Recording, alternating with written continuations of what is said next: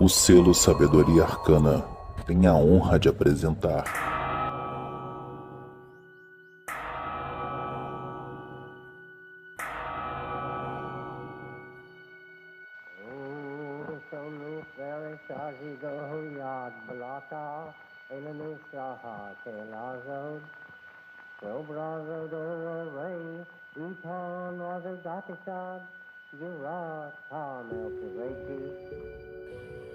Saudações fraternais, filhos de Sofia. Diretamente dos Aeons Primordiais, iniciamos um novo episódio do podcast do Projeto Sabedoria Arcana, que visa trazer um pouco do conhecimento arcano para vocês, via livros e este podcast. Aproveitamos para convidá-lo a conhecer nosso site www.sabedoriaarcana.com.br, onde vocês irão ter mais informações sobre nossos livros, podcasts e outras coisas mais. No episódio de hoje, eu conto mais uma vez com a presença do meu companheiro de sempre, de programa e sempre, o Adílio. Fala, Nico. Olá, boa tarde a todos, os convidados de hoje, Fernando, Vitor. É um prazer estar aqui com vocês e, mais uma vez, esperamos levar informação, e uma boa troca de ideias para os nossos ouvintes. E hoje um programa duplamente especial com dois bem-amados irmãos, Fernando e Vitor Canonguia. Sejam bem-vindos, meus irmãos. Boa tarde, Lincoln. Obrigado pelo convite. Boa tarde, meus irmãos. É mais uma honra, mais um prazer estar com vocês aí, levar bastante conteúdo aí para os nossos ouvintes. Boa tarde, Lincoln, apresentador. Boa tarde, Adílio, meu companheiro de caminhada. Lincoln, companheiro de caminhada. Boa tarde também, Fernandão, companheiro de jornada. Boa tarde, bom dia e boa noite a quem estiver ouvindo esse podcast no futuro. E eu espero que seja uma atração muito interessante, que vocês cresçam com o que será conversado hoje aqui. Muito obrigado ao convite. E nós que agradecemos, Vitor e Fernando, por terem aceito o convite, né? E principalmente ao Vitor, por ser representante da Aurus Solis no Brasil, e que irá bater um papo com a gente hoje sobre as relações, né, entre hermetismo, a Aurus Solis e o trabalho, né, que eles vêm desenvolvendo aqui. Agradecemos, em nome da Sabedoria Arcana, mais uma vez, a sua presença. E para a gente começar, né, vamos começar do início, como diz o outro. O que seria o hermetismo, né, de onde vem? A gente tem até já algum programa que a gente começou a delimitar algumas questões sobre o hermetismo, mas dentro da visão da Aurus Solis, de onde ele vem, quais os principais representantes ao longo da história, o que você pode falar um pouco mais aí sobre o hermetismo para nós? Bom, Lincoln, o hermetismo, o que nós vamos falar aqui, eu vou falar logicamente, né, como você já disse, é a visão nossa aqui da Aurus Solis, quando a gente conversa internamente no grupo, as reuniões que a ordem faz com os seus membros, e é a forma como nós entendemos. Então, de forma alguma, nós somos dogmáticos e também não queremos que concordem ou não com o que nós vamos pensar. É simplesmente como nós entendemos dentro da ordem. Claro que, por ser um termo, um vocábulo antigo, ele recebe várias ressignificações ao longo dos anos. Então vamos começar no começo, como você disse. Os primeiros registros, né, que a gente vai tendo da palavra hermético, hermetismo, é com Fitino, né, por volta ali de 1460, que ele vai traduzir um material que chegou a ele, que é o Corpus Hermeticum, que são vários tratados escritos no Egito, em idioma grego e copta. Ali, na verdade, chega à mão dele uma versão grega, né? Provavelmente ele foi escrito em copta, por volta do século I, século II. Mas a versão que chega no Marcílio Fitino é uma versão grega, e ele traduz para o latim. Então vamos voltar no tempo e vamos entender o que aconteceu naquela época ali, no século I, século II da nossa era, da Era Comum. Nós vivíamos o nascimento do cristianismo, né? No ano 1, nós temos ali o cristianismo se desenvolvendo, nós temos o neoplatonismo sendo divulgado nos principais centros de estudos. Então nós vamos ter ali Alexandria, nós vamos ter Pérgamo, nós vamos ter Edesa, que são núcleos de estudo. E aí o que acontece nesses lugares? Escolas que mais tarde, algumas foram conhecidas como escolas de mistério, mas também as escolas de matemática, como se fosse a universidade de hoje em dia. Não havia muito essa divisão da matemática, da geometria, da engenharia, da filosofia. Normalmente, quando o estudante iniciava o processo do aprendizado, ele bebia de tudo um pouco. E então nós vamos ter esse desenvolvimento. Então, vamos começar pelo neoplatonismo, né? Um pouco antes do neoplatonismo crescer, o que é o neoplatonismo? Vamos lá, rapidamente. Nós temos dois grandes filósofos na história, Platão e o seu discípulo, Aristóteles, que vão ter visões do mundo e da metafísica de formas diferentes. Então, primeiramente, vou falar o que é a metafísica. Física é esse plano físico que nós estamos, onde nós vivemos. Metafísica é um universo além desse plano físico. Aristóteles ele vai se preocupar mais com o físico, com o agora, com o homem no relacionamento social, a política, a parte prática do existir, do viver. Estamos aqui na matéria, o que importa é estar vivo e fazer as coisas da melhor maneira possível. O epicurismo, o estoicismo, ele vai ter a mesma característica no futuro.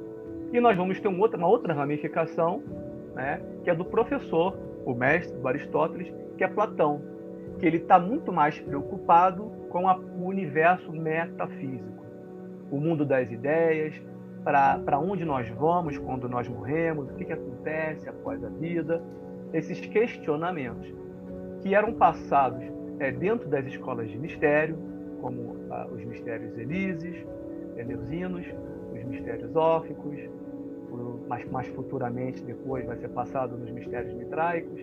Alguns dizem que Platão esteve no Egito e teve contato com os mistérios de Ísis e Osíris. Enfim, nessas ordens de mistério, o além, vida, a metafísica, ela era discutida e ensinada. Platão, não vou falar que ele foi o primeiro, mas ele escreveu muito sobre esse assunto, né? Então, vários livros, aliás, a maioria dos livros dele, de uma forma ou de outra, acaba abordando a vida após a morte. E isso não era muito questionado ou pensado. Achavam que a pessoa morria e após a morte, acabou. Morreu, acabou. Nada mais se interessa. Ou, de algumas vezes, dependendo do morto, se aquele morto fosse um herói, fosse um líder, fosse um líder tribal, um xamã, ele recebia um culto. Muito semelhante ao que a gente vê hoje na África com o Baba Egum. Então, os heróis eram cultuados e esperava-se que esse herói, de uma forma ou outra, protegesse aquela cidade, aquela comunidade, aquela família, aquele clã. Bom, Platão levanta isso. Conforme o período passa, e nós vamos ver até os dias de hoje, nós teremos dentro da filosofia momentos que o pensamento será mais platônico e nós vamos ter momentos que o pensamento será mais aristotélico. Nós vamos ver isso no cristianismo, nós vamos ver isso no iluminismo e a gente vê isso nos dias de hoje. Ora ele vai ser mais pensando no além e ora ele será mais pensando no presente, no homem e os problemas que ele tem que lidar. Bom, os neoplatônicos, eles não se achavam neoplatônicos, eles pensavam, nós somos platônicos, nós somos alunos do Platão. Essa terminologia neoplatônica, ela vem com os filósofos modernos que os batizaram de neoplatônicos. Então, nós vamos ter ali, antes de Porfírio, Plotino. Nós vamos ter Plotino, que vai inaugurar esse movimento. Plotino vai ter como discípulo Porfírio, que vai ter como discípulo Jâmbaro, por aí vai. Tá? O que o neoplatonismo fazia? Trazia para a mesa de discussões o pensamento, olha só, nem tudo é matéria. Porque esse período, século I, século II, a Roma começa a viver o apogeu dela, né? Que é a Pax Romana, mais ou menos, no século I. E quando você tem um ambiente de paz, de prosperidade, é natural as pessoas se tornarem mais materialistas e se preocuparem mais com aqueles que forem buscar alguma parte religiosa, estará mais voltado para o sucesso. Então, nesse período aí, as divindades que eram mais cultuadas em Roma era o Sol, que tinha uma conexão muito com o imperador, e a deusa da fortuna. Então, o pessoal não estava nem aí com a gravidez, não estava nem aí com a guerra. Então, os deuses, como os deuses da guerra, os deuses da fertilidade, os deuses da fertilidade da terra, da plantação, não precisava disso, porque tudo vinha muito fácil. Roma prosperava, a comida chegava, vivia um período muito semelhante com o que a humanidade vive nos dias de hoje, um período de abundância. Quando há abundância, as pessoas acham que tudo é normal, tudo é tranquilo, e se esquece, naturalmente, do além. Então você vai ter um período de valores sendo colocados em questionamentos, a ética é colocada um pouco de lado. Então entra o grupo neoplatônico, pensando, opa, peraí, os atos têm consequências, existe alguma coisa além, etc. Então o neoplatonismo ele vai abranger todo o mundo mediterrâneo. Quando eu falo do mundo mediterrâneo, eu incluo todo o Império Romano, né? Pega Roma desde da Grã-Bretanha até o Tigres e Eufrates, ali, pegando a Babilônia e o norte todo da África. Todo esse universo aí comungou, né, através das suas escolas, do pensamento neoplatônico, dentre outros. Então você tinha os sofistas. Quem eram os sofistas? Era aquela galera que utilizava a dialética para favorecer o próprio interesse. E é muito comum, o famoso advogado de porta de cadeia. Eram os sofistas. Ele pegava a lei, né, para poder beneficiar o cliente. Então o que o filósofo fazia?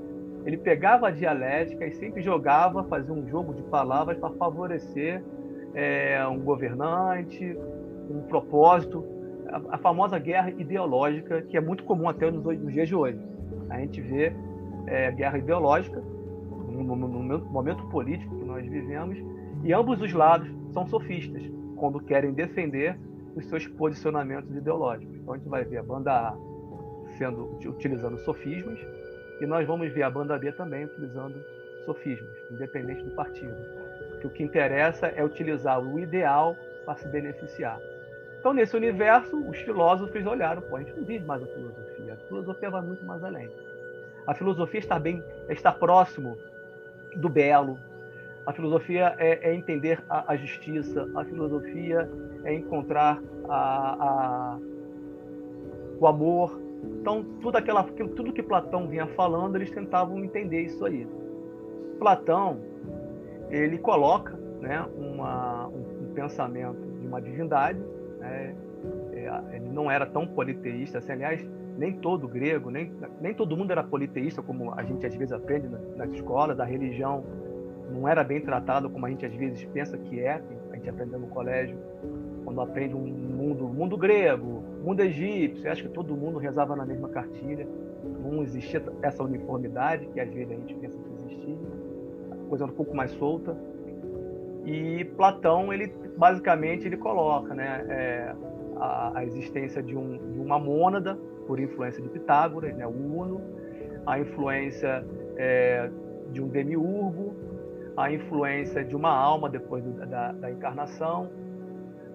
Ele questiona também a possibilidade, já por influência do orfismo, a metempsicose, ou seja, você morre e reencarna, você tem esse ciclo nesses processos. Bom, esse era o universo neoplatônico. Dentro dessa grande banheira, desse universo de filosofia, nós vamos ter o desenvolvimento do cristianismo, nós vamos ter o desenvolvimento do gnosticismo, nós vamos ter o desenvolvimento do hermetismo, tá? É o que tem por agora. Mais para frente, outros segmentos esotéricos, que vão ser a base de algumas religiões, também irão beber do neoplatonismo. Mas o hermetismo se desenvolve ali, junto com o neoplatonismo. E é a forma como a turma de Alexandria, os helenos de Alexandria, enxergavam. O que eu quero dizer com os helenos de Alexandria, sem querer me alongar muito? Quando a gente estuda o Egito, a gente acha que o Egito, vamos colocar aqui, ao longo de 2.000 anos de história do Egito, botar 1.500 anos de história do Egito, a gente pensa que sempre foi igual, né? Baixo Egito, Alto Egito, pirâmide, parará. Não foi bem assim. Tivemos um personagem por volta do século, se eu não me engano, século 3 ou século 4, acho que foi o século 3.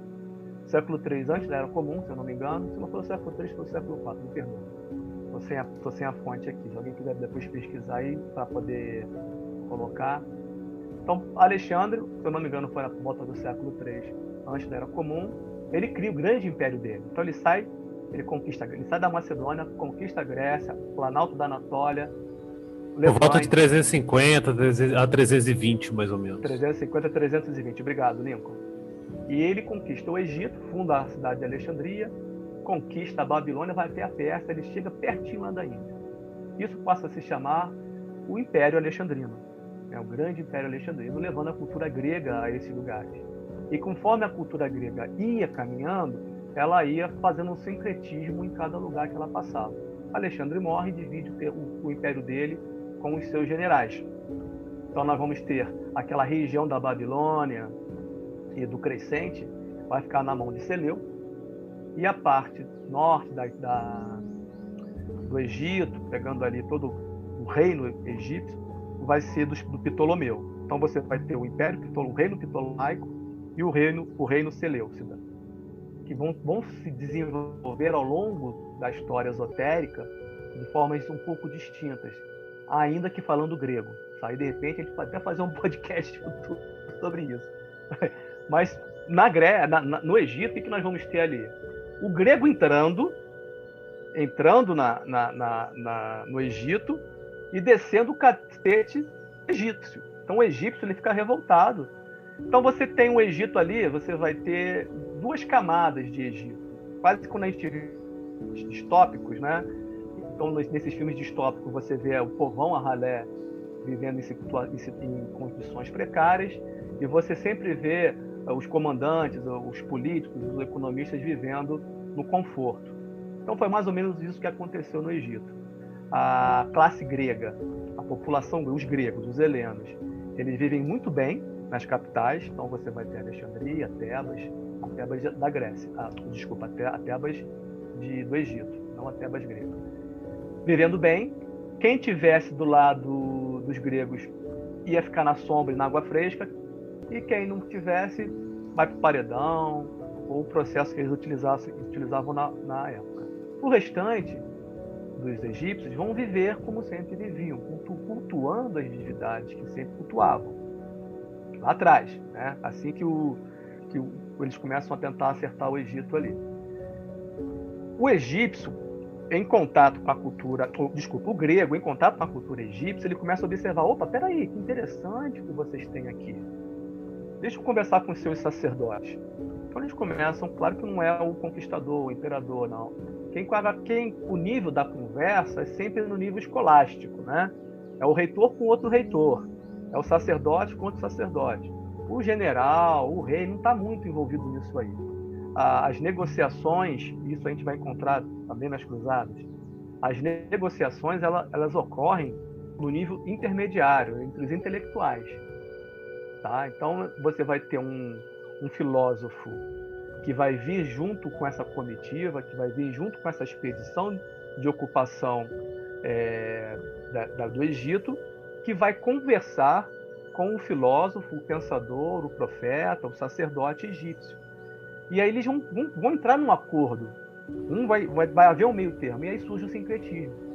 É onde surge até aquelas figuras de deuses sincréticos, né? O Hermanubis, e tem um outro também que eu esqueci o nome agora. São vários outros que surgem naquele período. Né?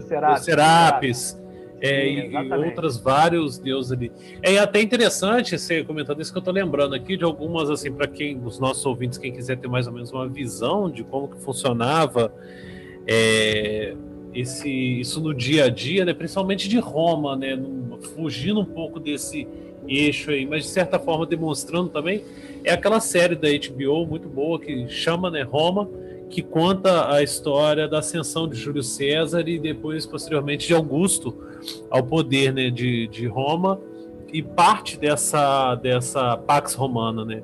Então nós temos essa visão, e de certa forma, no Egito, mais, né, para o Egito, porém de forma mais a posteriori, um pouco mais posterior disso que você está falando aí, já por volta de 200, 300 depois de Cristo, é aquele filme que conta a história da Hipátia de Alexandria, que mostra inclusive o início da perseguição contra aquelas pessoas que eram de religiões não cristãs, né? Acho que Eu acho que deram o nome de Alexandria mesmo, né? O filme. Não foi? teve algumas, não, acho que foi Hipátia. Hipátia. Alexandria é aquele filme sobre o Alexandre o Grande, que até o Brad Pitt faz o papel dele. Sim. Tem um outro filme também que vai falar um pouco disso, fugindo um pouco, mas fazendo uma paródia, tá uma parte da questão do Alexandre o Grande que você está falando, que é o homem que queria ser rei, com Champollion, que mostra um pouco desse sincretismo, né? Que, claro, eles vão tocar ali numa questão da origem da maçonaria e tal, mas fala dessa expansão para o Extremo Oriente, né? Corrigindo, Hipátia é o nome do filme em inglês. Em inglês, exatamente. Aí ficou traduzido por Ágora ou, em alguns casos, Alexandria. Traduzido Isso aí, exatamente. Ágora. Eu conheci ele por Ágora. Ágora, Alexandria, tem várias eu traduções. Já apresentei filme em turmas, né, tanto de faculdade quanto de escola, e quando eu baixei, tinha os dois nomes, Alexandria e o Ágora, que eu tinha esquecido.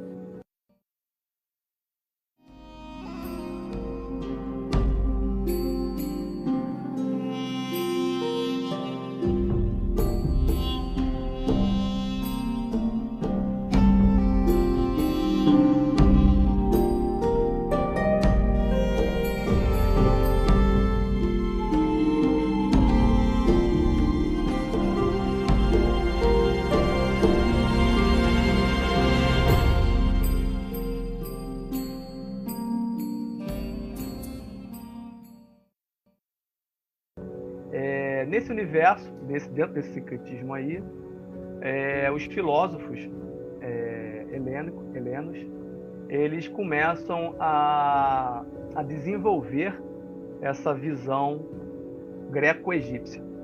Ela vem evoluindo, né? Ela vai ter um processo ali de 200, 300 anos. Eles têm contato com traduções da Torá, judaica, né? Obviamente, que é judaica, hebraica. Eles traduzem e vão fazendo ali um grande laboratório de pesquisa no coração de Alexandria. Aí vem uma data que não é muito precisa ainda pelos historiadores do Corpus Hermeticum, entre o século I antes da Era Comum até o século II da Era Comum. Então nós temos aí aproximadamente 300 anos de possibilidade que o Corpus Hermeticum tenha sido escrito. O provável que tenha ocorrido é que os tratados, né, aproximadamente, hoje nós temos aproximadamente 18 tratados, quando o Fitino faz a tradução, ele traduz 14 tratados, então na época de Fitino eram 14, mas mais 4 surgiram aí, inclusive 2 fazem parte da Biblioteca Nag Hammadi. Então ele faz essa junção, né, desse material. Então nós vamos ter um hermetismo clássico. Só para fechar a ideia aqui, rapidinho. Nós vamos ter um hermetismo clássico, que é esse hermetismo que funcionou, que foi respirado na época do século I, século II, até o século III, mais ou menos. Por que a gente fala desse hermetismo? Qual a importância desse hermetismo? Foi o hermetismo que Jâmblico bebeu, pesquisou e utilizou, tá? Porque depois, lá na frente, nós poderemos falar de Jâmblico. Nós vamos ter depois só para poder fechar rapidamente o que é o hermetismo, pessoal, me desculpem, está alongando. Quando a gente entra com Fitino vai traduzir esse material, vai dar um impulso da Renascença, acho que todo mundo já conhece a história da Renascença, e nesse período do hermetismo renascentista, ele recebe uma roupagem cristianizada, judaico-cristã. Quando a gente entra com Fitino, vamos lembrar que essa tradição, desde lá do século I e II, ela não morre, ela simplesmente ela funciona em pequenas comunidades, de forma bem reservada. Nós vamos ter aí o Concílio de Nicéia, em 325, e depois o imperador Teodósio na perseguição aos não cristãos, proibindo tudo, mandando fechar todas as escolas. Nós vamos ter a escola de Atenas sendo fechada, e é justamente nesse período que ocorre a perseguição à Hipátia. E é quando o nosso coração, nós que somos da tradição helênica e hermetista, é o nosso período de luto. A gente vê como é que a humanidade, infelizmente, ela retrocede, né? Ela anda para trás, depois que os grandes núcleos de pesquisa e estudo foram fechados. Até no filme mostra bem isso, eles botando fogo, destruindo o Serapeu, que era o local onde se reuniam e tudo mais. Exatamente. Ela até faz um brinde, né? Quando ela vê uma conjunção de Marte e Vênus, que são duas casais. Ela tem uma importância grande quanto à questão da participação das mulheres para a ciência, né? Para o pensamento científico. Sim. Ela é sempre lembrada como uma das grandes personalidades ainda da antiguidade, que tem um legado da matemática e da astronomia importante. Tá. E aí vamos ter lá com o Fitino. Fitino pega esse material por meio de Pléton, né? Pléton foi um bispo que foi meio que percebido que ele era malandro pra caramba. Ele, ao mesmo tempo, ele conseguia dar conselho à Igreja Ortodoxa, e ao mesmo tempo ele tinha uma escola iniciática ali, que alguns estudiosos alegam ter sido ali que nasceu a Rosa Cruz de Ouro. O próprio Belém faz esse apontamento ali, não comprovado, mas ele faz esse apontamento. Isso é uma hipótese, tá? Não é comprovado. Ali que nasceu a Rosa Cruz de Ouro. Aqui quem faça esse levantamento, porque de fato Pléton ele coordenava uma escola iniciática que trabalhava o hermetismo, o mesmo hermetismo que Jâmblico, a mesma material que o Jâmblico utilizava, ele utilizava nessa escola. E quando Pléton se encontra com Fitino, ele passa essa ideia, ele fala com os Médicis, né? Os Médicis queriam fazer uma união entre a igreja de Roma com a igreja ortodoxa. Então eles fizeram um concílio, o concílio de Ferrara, Florença, Basileia, né? Por conta cada hora era num canto, por conta da peste negra, eles tinham que cancelar e mudar de cidade. Então essas 3 cidades, Basileia, lembrando que é um polo cultural na Suíça, Jung lecionou lá, Paracelso também. Então, a gente às vezes esquece de Basileia, esquece da Falei Suécia, não, desculpa, pessoal, Suíça, nada de Suécia, Suíça, tá? Então a gente às vezes esquece da Suíça. A Suíça tem uma importância muito grande na história do esoterismo e das tradições mágicas do Ocidente. Muito forte. Isso é pouco explorado. A gente sempre fala Itália, França, Inglaterra, Alemanha e esquece da Suíça. Bom, Fitino, ele traduz por influência, ele fica empolgado com essa ideia de também montar uma escola, uma academia ali em Florença, né, na vila de Carédia, e ali começa a funcionar um grupo. Ele vai ter como aluno o Pico della Mirandola, que vai querer colocar elementos da Cabala para poder dar uma roupagem aceitável ao hermetismo, porque o hermetismo ele lida com potências, com arquétipos que era visto como pagão, né? Era, isso aqui é Zeus, Atenas, o que é isso aí? Tote, Isis, não, isso aí é coisa da Marvel, ou coisa do capeta, não tem nada a ver. Vamos trabalhar. Inclusive, até ele tinha relações estreitas com a gnose, né, do período desse início ali do cristianismo, né, da gênese desse cristianismo ali na Europa, no norte da África. Tinha muita relação com a gnose, e inclusive até alguns textos, né, acabaram sendo encontrados junto com textos gnósticos. Tem uma relação estreita, né, dessas 2 esferas aí da antiguidade, né, do conhecimento. O hermetismo e o gnosticismo, eles têm muito em comum. Algumas disparidades, como, por exemplo, a concepção do demiurgo. né? No caso do gnosticismo, o demiurgo ele tem um papel que para o hermetismo não faz o menor sentido, né? Pode haver o demiurgo ou não, isso é totalmente relevante, mas já no gnosticismo ele é fundamental, né? Então, enfim, voltando. Mas, de fato, o objetivo da caminhada, tanto do gnosticismo quanto do hermetismo, é o mesmo, né? Que é fazer com que o homem encontre a sua essência divina, faça a sua união e a sua reconciliação com algo que perdeu. Então, isso aí, Platão passa isso para Fitino, e o Fitino, a ideia do Fitino é justamente essa. Ele vê essa proposta, né? O gnosticismo também tem a mesma proposta. Só que quando, rapidamente falando do gnosticismo, uma crítica ao gnosticismo que nós temos, é porque quando o gnosticismo, também o hermetismo também vai ter o mesmo problema, né? Toda a simbologia, quando ela é levada ao pé da letra, ela acaba fazendo com que a tradição se torne totalmente fora do rumo. Então nós vamos ver alguns grupos que têm a base gnóstica lutando por uma guerra entre o bem e o mal, como se você tivesse que usar uma capa e espada para combater os demônios da Goécia. Porque ela começa a se impregnar de pensamento maniqueísta, né, do bem e do mal. O hermetismo não vê o maniqueísmo, não tem maniqueísmo dentro do hermetismo.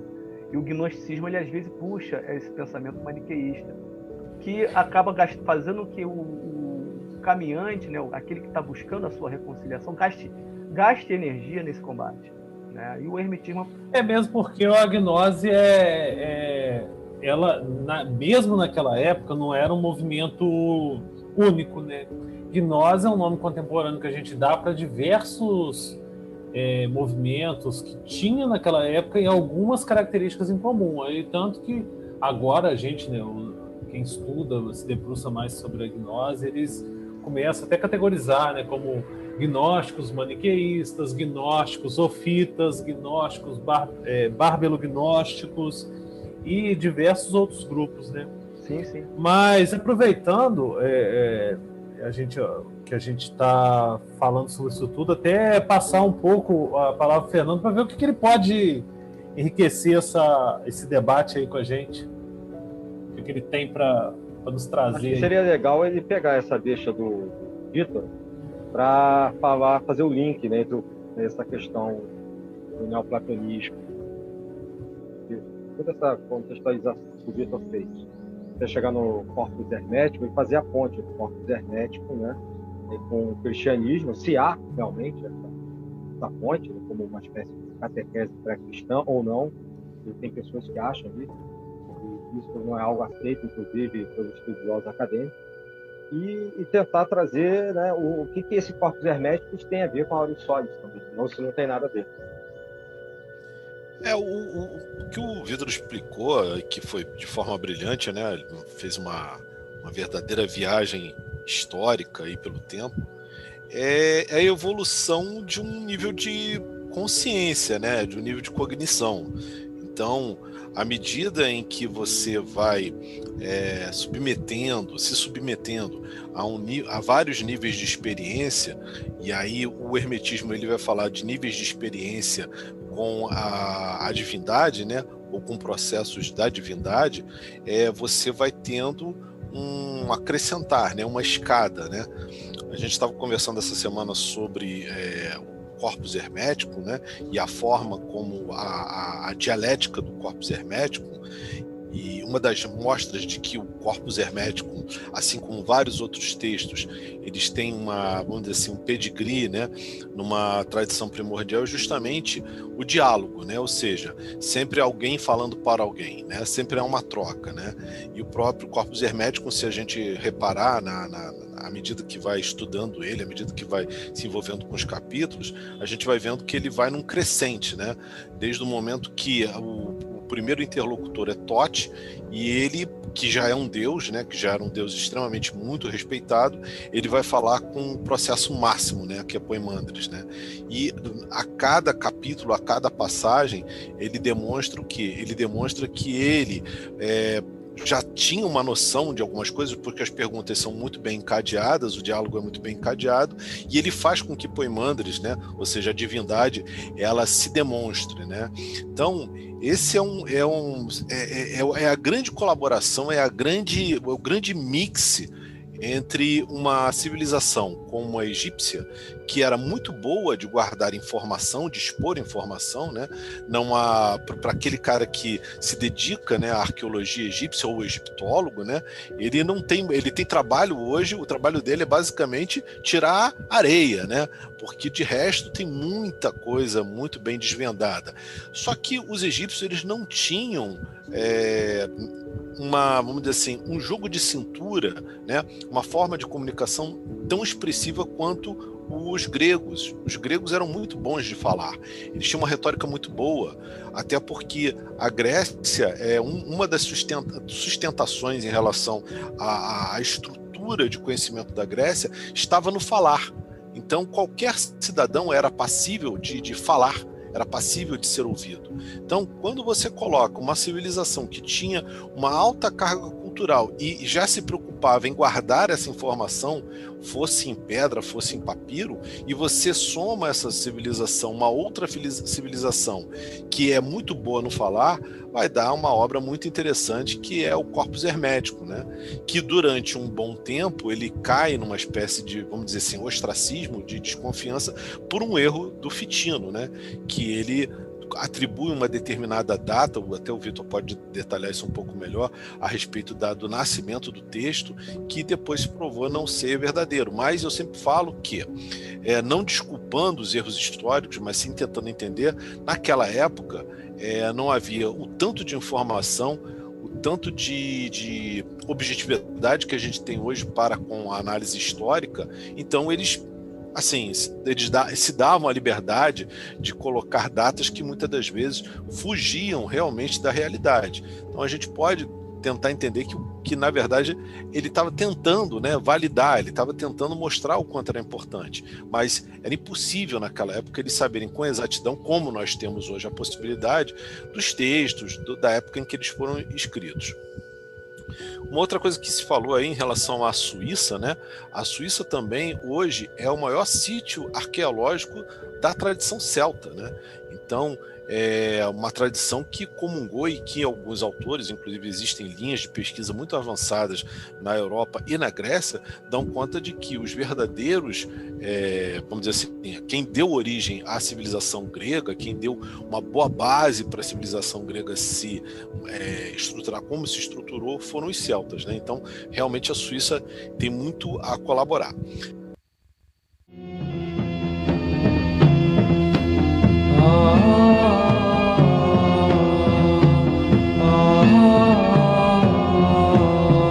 Set the controls for the heart of the sun. The heart of the sun. The heart of the sun. The heart of the sun. The heart of the sun. The heart of the sun.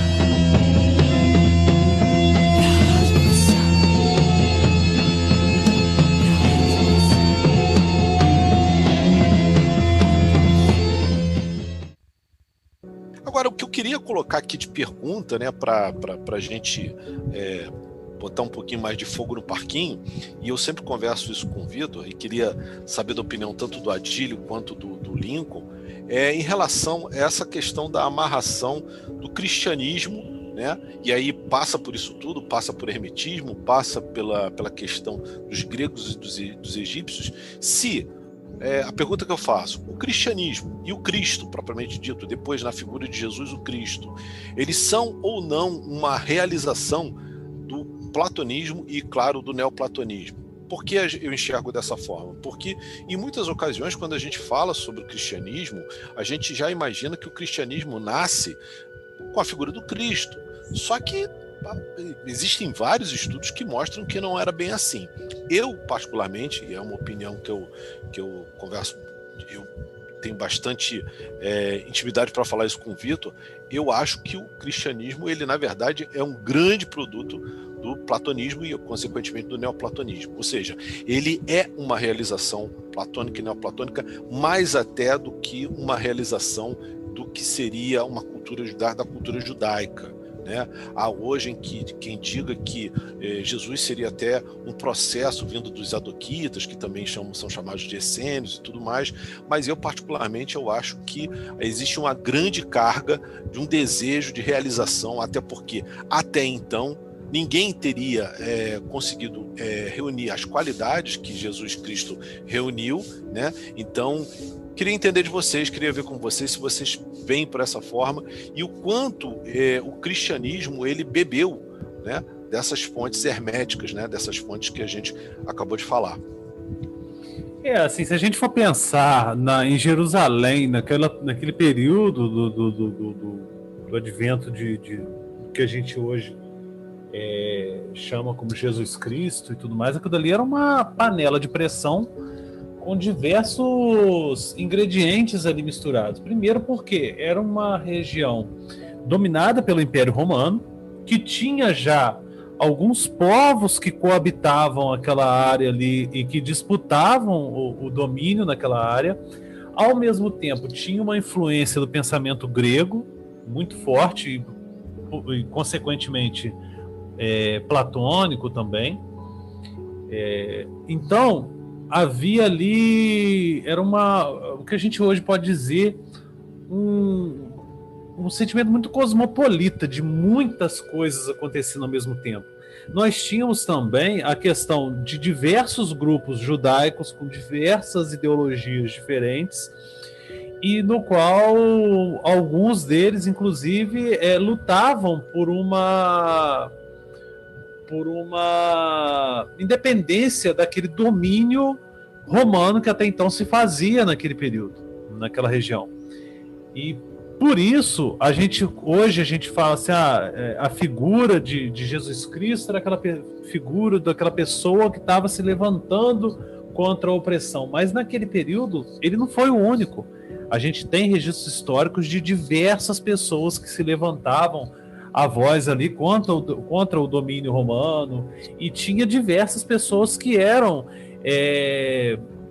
até mesmo identificadas ou se declaravam como o Messias, ou aquele escolhido de Deus que viria para guiar o povo romano contra o julgo, né, dos opressores e tudo mais. O lance todo que ele propriamente dito, que a figura histórica que a gente tem como Jesus Cristo, que até em alguns círculos vai ser muito questionada, muitas das coisas do que ele fez teria sido obra do Apolônio de Tiana ou de outras figuras históricas que foram associadas a ele. Eu não estou entrando nessa seara de construção, ou não, estou cogitando a existência real dessa figura histórica, e isso está mais do que provado, que houve mesmo uma figura histórica ali e tal. Agora, os feitos que foram ditos que ele fez ou não, isso aí já é outra discussão.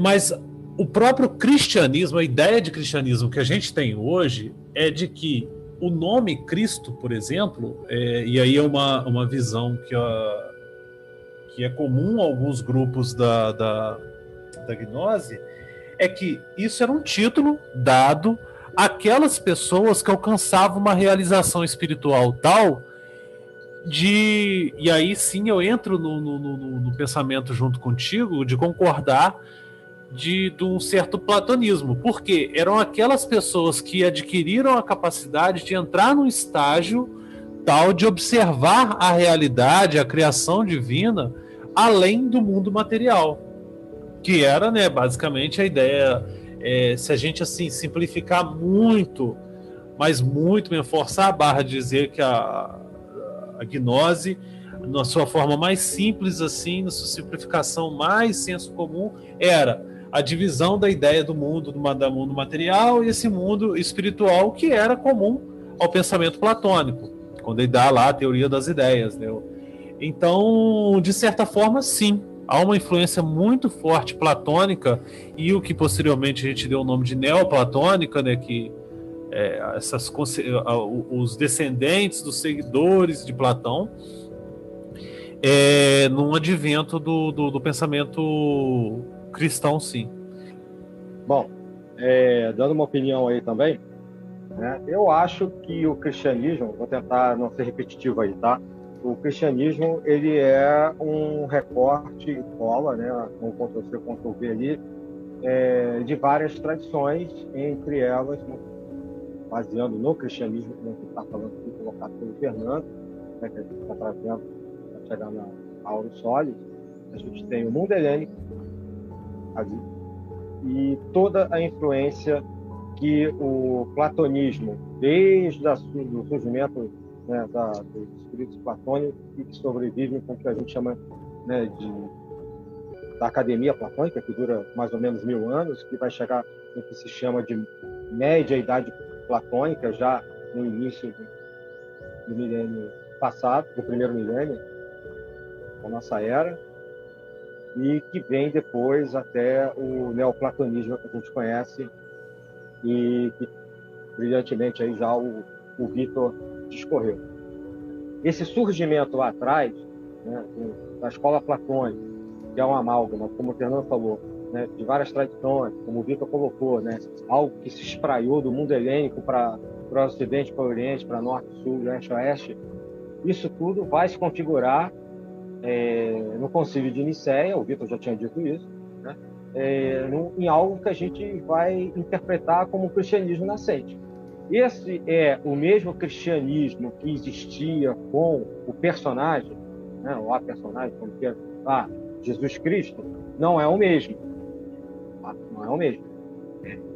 O que se tenta recuperar, né, com o movimento gnóstico, com várias tradições gnósticas, o Vitor também colocou um pouco disso, né, com os textos que foram encontrados, né, dos evangelhos que não são canônicos, né, os textos encontrados em vários lugares, muito posteriormente, no século XX, é tentar recuperar aquele primeiro período, né, antes do ano 325, no Concílio de Nicéia, o que talvez fosse, o que se pretende, né, interpretar a partir também de textos de escritores contemporâneos ali, né, que também o Vitor já os nominou, o que seria esse pensamento cristão original. Tá? O que nós conhecemos a partir de 325 é outro cristianismo. Então, eu acho que a pergunta do Fernando se divide em dois momentos, repetindo.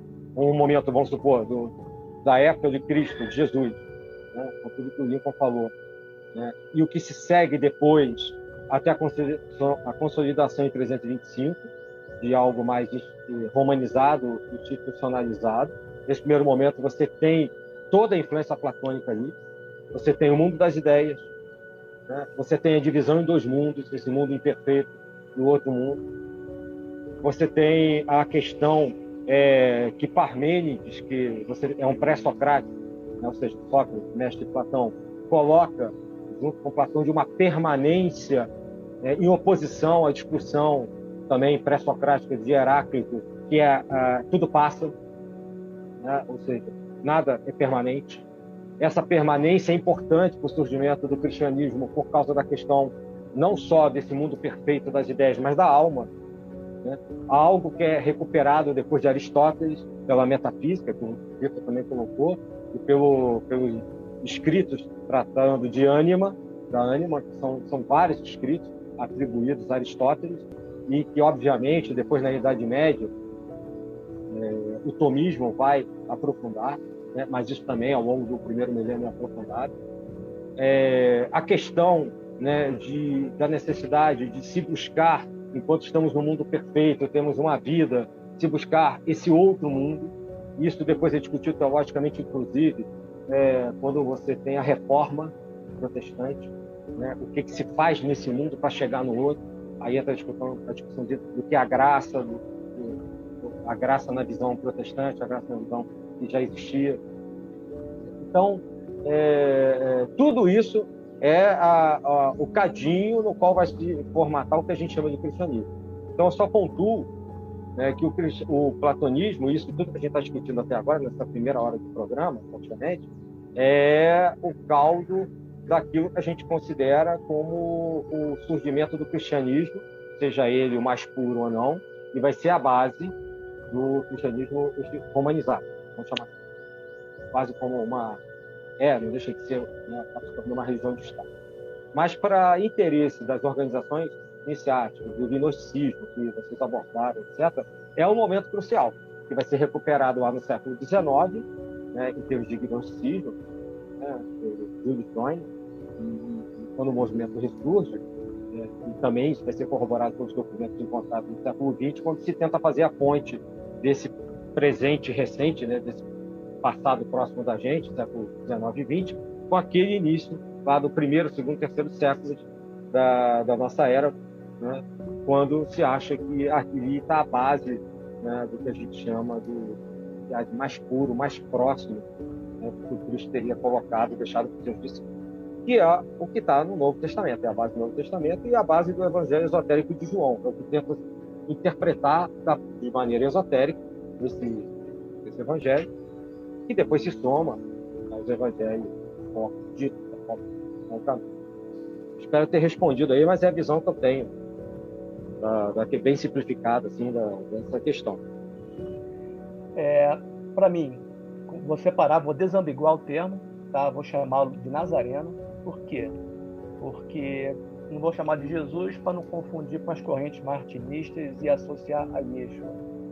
Não vou chamar de Cristos, porque, para mim, na minha visão, Cristo seria algo mais cósmico e não físico. Então, vou chamá-lo de Nazareno, simplesmente para transformá-lo num profeta, num homem que nasceu em Nazaré. Nazaré não era Judeia. Nazaré era um estado ao norte e Judeia era um estado ao sul. E aí eu convido aos ouvintes a fazerem pesquisa sobre a origem e a história de todo o povo judeu e a divisão, né?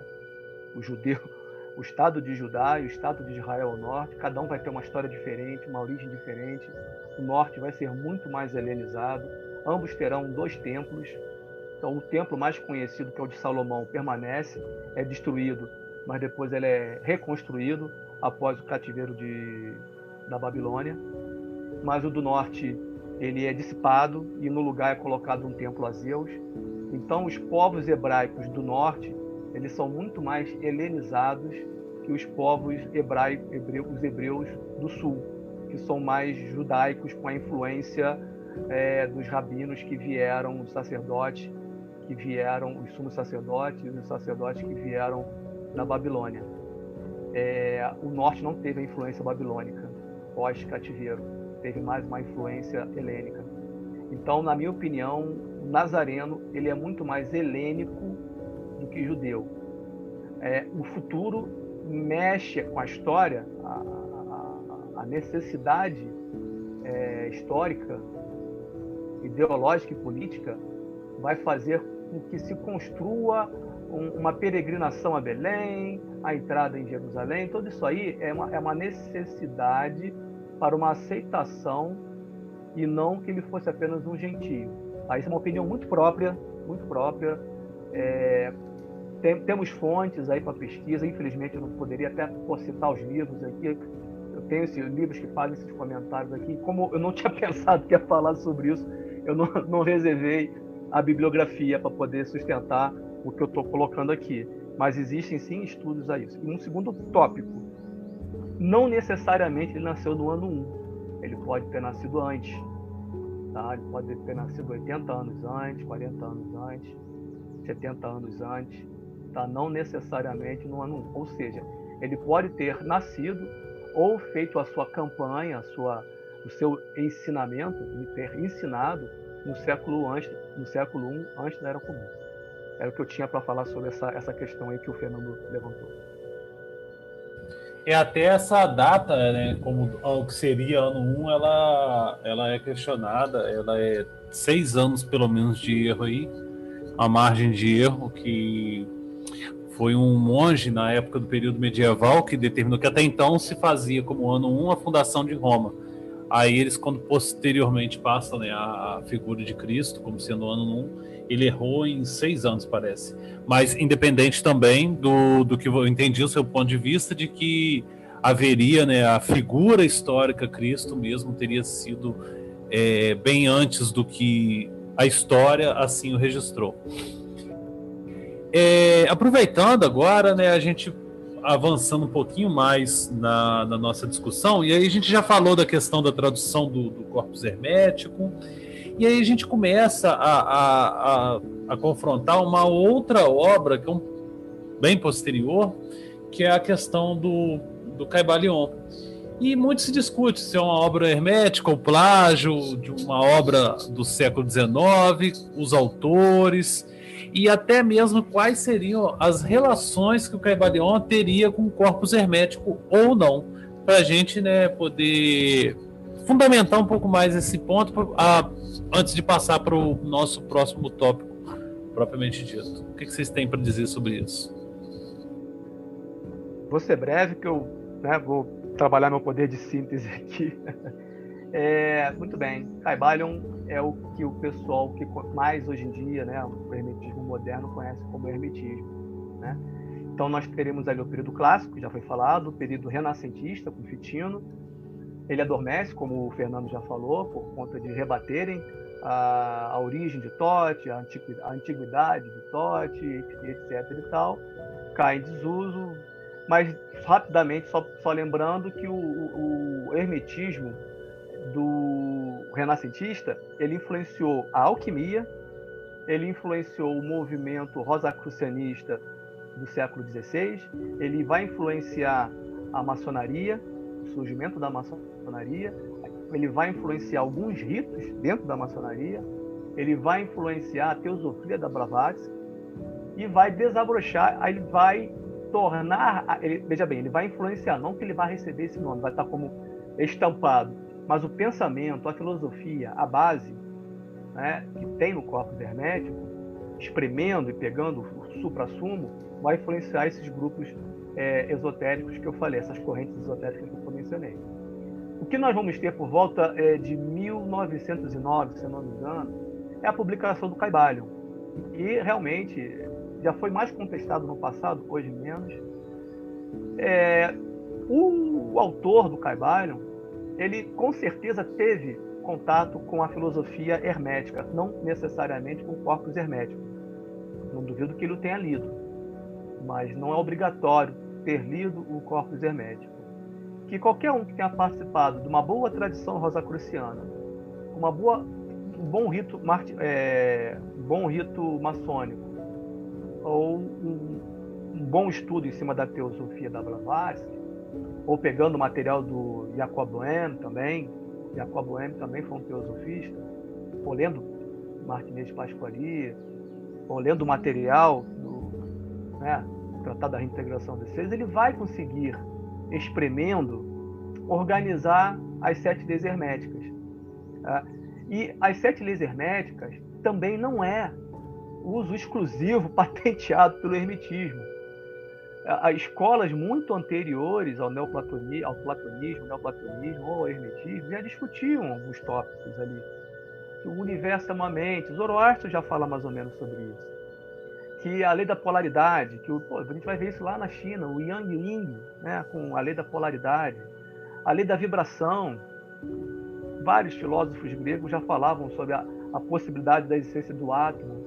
Então, ele simplesmente condensou as leis herméticas num tratado e quis utilizar. Ele poderia ter colocado, né, as 7 leis rosacruzes, as 7 leis maçônicas, as 7 leis teosóficas, e por algum motivo ele optou por carimbar e colocar as 7 leis herméticas.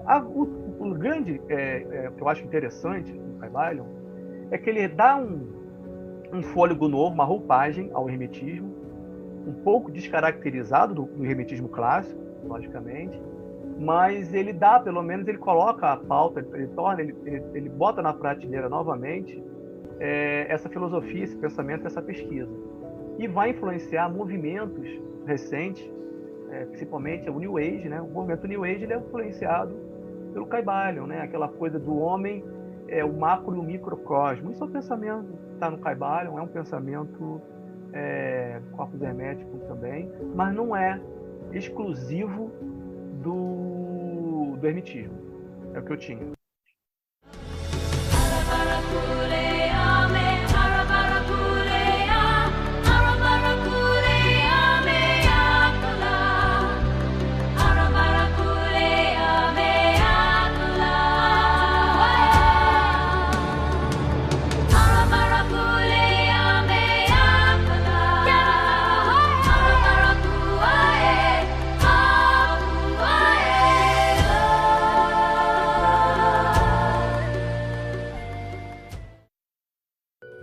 Ah, sim.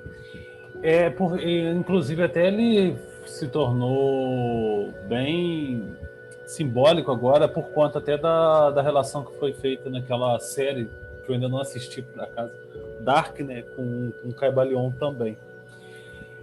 Agora, a gente avançando um pouquinho mais, aproveitando a sua relação como representante oficial da Aurus Solis aqui no Brasil, a gente poderia falar um pouco mais o que é a Aurus Solis e como que todo esse hermetismo aí se entrelaça com a Aurus Solis, o que é essa cadeia de ouro, e o que ela tem de diferente de outras tradições iniciáticas que nós temos aí hoje em nosso dia a dia. O que você pode trazer para a gente de informação sobre a Aurus Solis para a gente, para nossos ouvintes, que de vez em quando acabam sempre nos questionando, perguntando, pedindo informações sobre essa ordem? Agradeço a pergunta. Rapidamente aqui sobre a ordem. A ordem nasce como um grupo de pesquisa. Tá? Ela não tinha a ideia ela não se separou de alguma ordem. Ela também não encontrou nenhum documento secreto em alguma biblioteca e nenhum dos fundadores recebeu alguma visão durante um ritual. Eles eram pesquisadores. E até hoje a Aurus Solis ela tem essa característica de pesquisadores. Inicialmente, nós estamos falando aqui do final do século XIX, né, por volta de 1889 ali, 1897, por ali eles começaram a desenvolver pesquisas. Eles tinham duas perguntas a serem respondidas. Uma, a influência do druidismo na cultura esotérica e mágica da Grã-Bretanha. Então a Aurus Solis ela nasce como um grupo de pesquisa exclusivamente britânico. Ele não tinha influência da Grécia, da França, de nada. Eles queriam entender o druidismo, eles queriam entender também o que significava a palavra perdida da maçonaria. Então quem é maçom sabe que como toda ordem tem uma tradição, né? Tem uma narrativa, e dentro da narrativa da maçonaria, independente do rito, mas é uma das bases dos graus iniciais de qualquer rito maçônico, fala-se de uma lenda, e nessa lenda existe uma palavra que ela foi perdida. Como um dos fundadores era maçom, ele também queria entender, ele já conhecia essa palavra, mas ele queria entender por que aquela palavra era tão importante dentro do estudo da maçonaria. Por quê? Qual é a finalidade? Vamos lembrar que a maçonaria que eu estou falando, a maçonaria ela muda de acordo com o tempo. Então ela tem aproximadamente aí 300 anos de história, e nesse período passando por modificações. Então não estou falando da maçonaria de hoje. Estou falando da maçonaria 300 anos atrás. No iniciozinho, a gênese da maçonaria. Eles tiveram contato, a Aurus Solis, ela tem... Você está falando, no caso, da maçonaria inglesa, não é isso? Maçonaria inglesa, isso. Tá. Maçonaria inglesa. Tá? Maçonaria inglesa.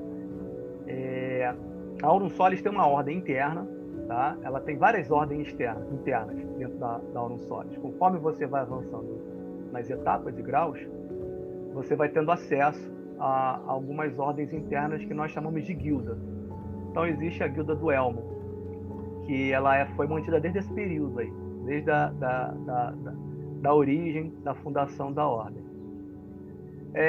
Essa ordem do Elmo, ela fazia pesquisa nos históricos dos ritos exclusivamente maçônicos. Por que o rito era de tal forma, por que o rito era desenvolvido assim, para tentar entender o que tinha de místico, esotérico, ocultista naquela ritualística ali.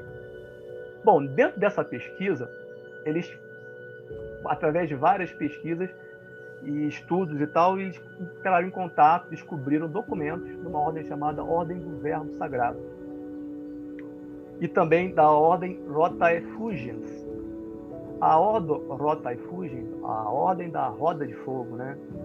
Essa Ordem Rotae Fugiens, ela tem uma conexão muito grande com a escola, a Academia de Florença, de Fitino. Tá?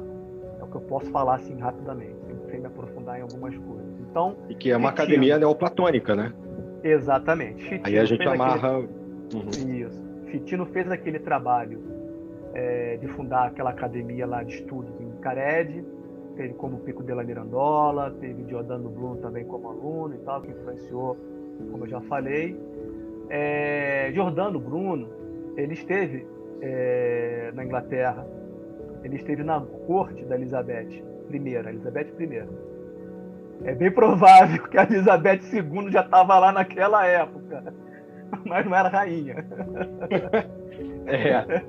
Brincadeira à parte aqui. Brincadeira à parte. Mas ela devia ser. Ela conviveu com Elizabeth I. Deu a vez. Deve ter falado Elizabeth I, vai, que você vai cedo, eu vou ter tempo para depois reinar. Eu espero. Enfim, Elizabeth I, a corte dela foi muito rica, né? Todo estudante de ocultismo sabe disso, com John Dee e Francis Bacon, a turma toda ali. Francis Bacon foi um pouquinho mais para frente, me perdoe, mas com John Dee. Enfim, ela teve contato com Giordano Bruno, ele levou algum material e deixou lá para que fosse trabalhado e desenvolvido. Os fundadores da ordem tiveram acesso a esse material, começaram a trabalhar. E o que é a Rota Fugiens? A Rota Fugiens nada mais é que é um sistema de desenvolvimento dos chakras. A rodas de fogo seriam os chakras, os centros energéticos do nosso corpo. Nós estamos falando aqui de virada do século, né? Muita coisa foi descoberta nesse meio tempo. Nós tivemos grão-mestres que foram rabinos, profundos conhecedores de Cabala, deixaram a sua influência dentro da ordem. Nós tivemos grão-mestres que foram druidas, deixaram a sua influência dentro da ordem. Então, até a Segunda Guerra Mundial, a Aurum Solis ela se dividia num estudo da Cabala. Daqui a pouco vamos falar em qual especificamente a parte da Cabala que interessava, ou que interessa, né? E do xamanismo druida. Em que sentido? Basicamente nos ciclos da natureza. Então, a importância dos rituais nos solstícios, nos equinócios e nas outras 4 direções. Então, até hoje nós preservamos esses rituais, nós fazemos esses rituais ainda, até hoje nós fazemos. É um dos rituais importantíssimos de nós realizarmos. A gente sempre dá um jeito, mesmo com esse período de restrição. Nós fizemos em junho do ano passado, a de julho desse ano foi feito em cadeia mundial. O grão-mestre da ordem fez o ritual, todo mundo acompanhou com o computador, com o celular, nós fizemos. Então, sempre de um jeito ou de outro, esses rituais são importantes para a manutenção da egrégora e da corrente. Depois nós vamos ter o período, já dos anos 70 para cá, a gente vai ter uma turma muito voltada ao herbalismo, à homeopatia, e depois a geração dos escritores, que eu chamo da geração dos escritores. Nós vamos ter a Melita, que também ela vai influenciar, ela já faleceu. Ela dividiu o tempo dela entre Aurum Solis e o druidismo. E depois ela escrevia muitos livros, ela passa o cargo, ela vai morar nos Estados Unidos, ela passa o cargo de grão-mestre para o editor dos livros dela, o Lewlin. Ele passa um período também, quando ela volta ela assume. E depois o Jean-Louis, também outro escritor, filósofo também, assume a direção da ordem. No momento da Melita, nós já estamos falando aqui dos anos 80, devido a numerosos documentos que foram descobertos, ela foi vendo que tudo que eles estavam procurando estava na Grécia e no Egito. O que ela passa a chamar da corrente ou da tradição ogdoática. Que ela percebe o próprio oito nas direções e nos rituais celtas e druidas, ela percebe aquela formatação, alguns conceitos, né? Ela percebe que há uma... E ela fala, olha, toda a tradição mediterrânea, europeia, ela chama toda a tradição ocidental, da Europa Ocidental, ela bebeu da mesma fonte, que ela batiza da corrente ogdoática, que tem como uma forma de identificação o formato octogonal. Então nós vamos ver em algumas tradições islâmicas o octógono ou a estrela de 8 pontas. Nós vamos ver a estrela de algumas tradições templárias também, relembrando ali o octógono. Algumas construções templárias, elas são octogonais. Nós vamos ver o 8 na Odoada, que é a gênese de Hermópolis, a cidade de Tote, lá no Egito. E nós vamos ver também o 8 em algumas tradições na Grã-Bretanha. Então ela percebe que esse 8, e quando ela entra no pitagorismo, ela vai perceber a importância que o 8 tem dentro da caminhada iniciática. Ela passa a chamar a Aurum Solis como a corrente da Ogdoada. Tá aí mais um exemplo do que o cristianismo herdou, né? A gente vai ver no cristianismo a importância grande ao número 8, alguns rituais mais herméticos, e isso é bem mais antigo do que o próprio cristianismo. Exatamente. E tem a teurgia, né? A teurgia você é ultrapassar o sétimo céu e entrar na Ogdoada, né? Exato. Mergulhar no pleroma. Então tem toda essa sincronicidade de alguns rituais e a simbologia do 8. Se a gente olhar na Cabala, a gente vai perceber que a esfera de Rod, de cima para baixo, é a esfera número 8. Enfim, tem toda uma sincronicidade do 8 com a tradição hermética, com a tradição esotérica e etc. E quando a gente estuda o pitagorismo, também a gente vai encontrar na ascensão da história do herói, o 8 também ele vai ter um significado importante, que ele antecede o 9, etc. Então tem toda juntando todos esses conceitos arquétipos, ela percebe que o 8 e a tradição ogdoática, ela dá esse nome de corrente ogdoática. E aí o Jean-Louis, pesquisador também, né, o atual grão-mestre, Jean-Louis de Biase, ele é pesquisador dessa área também, ele tem o Arcano Arcanorum do Mensch Mizraim, então ele já pesquisa essa parte aí, ele tem altos graus dentro da linhagem gnóstica e também do martinismo, então ele conhece, ele é bem íntimo dessa corrente ogdoática e vem trabalhando. Atualmente ele tem mergulhado a nossa ordem dentro de basicamente a tradição de Jâmblico. Por quê? Porque ele percebe que a parte filosófica, teórica, você tem 1 milhão de livros que pode abordar o tema. Milhões de livros. Então, escolhe o filósofo aí, ao longo de 2000 anos, aí, que não falta livro sobre o assunto. Mas sobre a técnica de obter agnoses ou enoses, né? Essa prática teúrgica, realmente ela é passada de uma forma muito preservada, ela vem sempre sendo aperfeiçoada. Por que ela vem sempre sendo aperfeiçoada? Porque a Ordem Aurum Solis é uma escola de pesquisa, ela não é dogmática. Então nós temos rituais precisos, que são realizados ali para desenvolver. Eu não falo que o ato teúrgico ele é um ato feito, é um desenvolvimento. Então você começa como mago para se tornar um teurgo. Então o teurgo é um processo de aperfeiçoamento constante, ele se combina até com uma filosofia de vida. Para ser um teurgo você tem que ter uma filosofia de vida. Para ser mago não, qualquer um pode ser mago.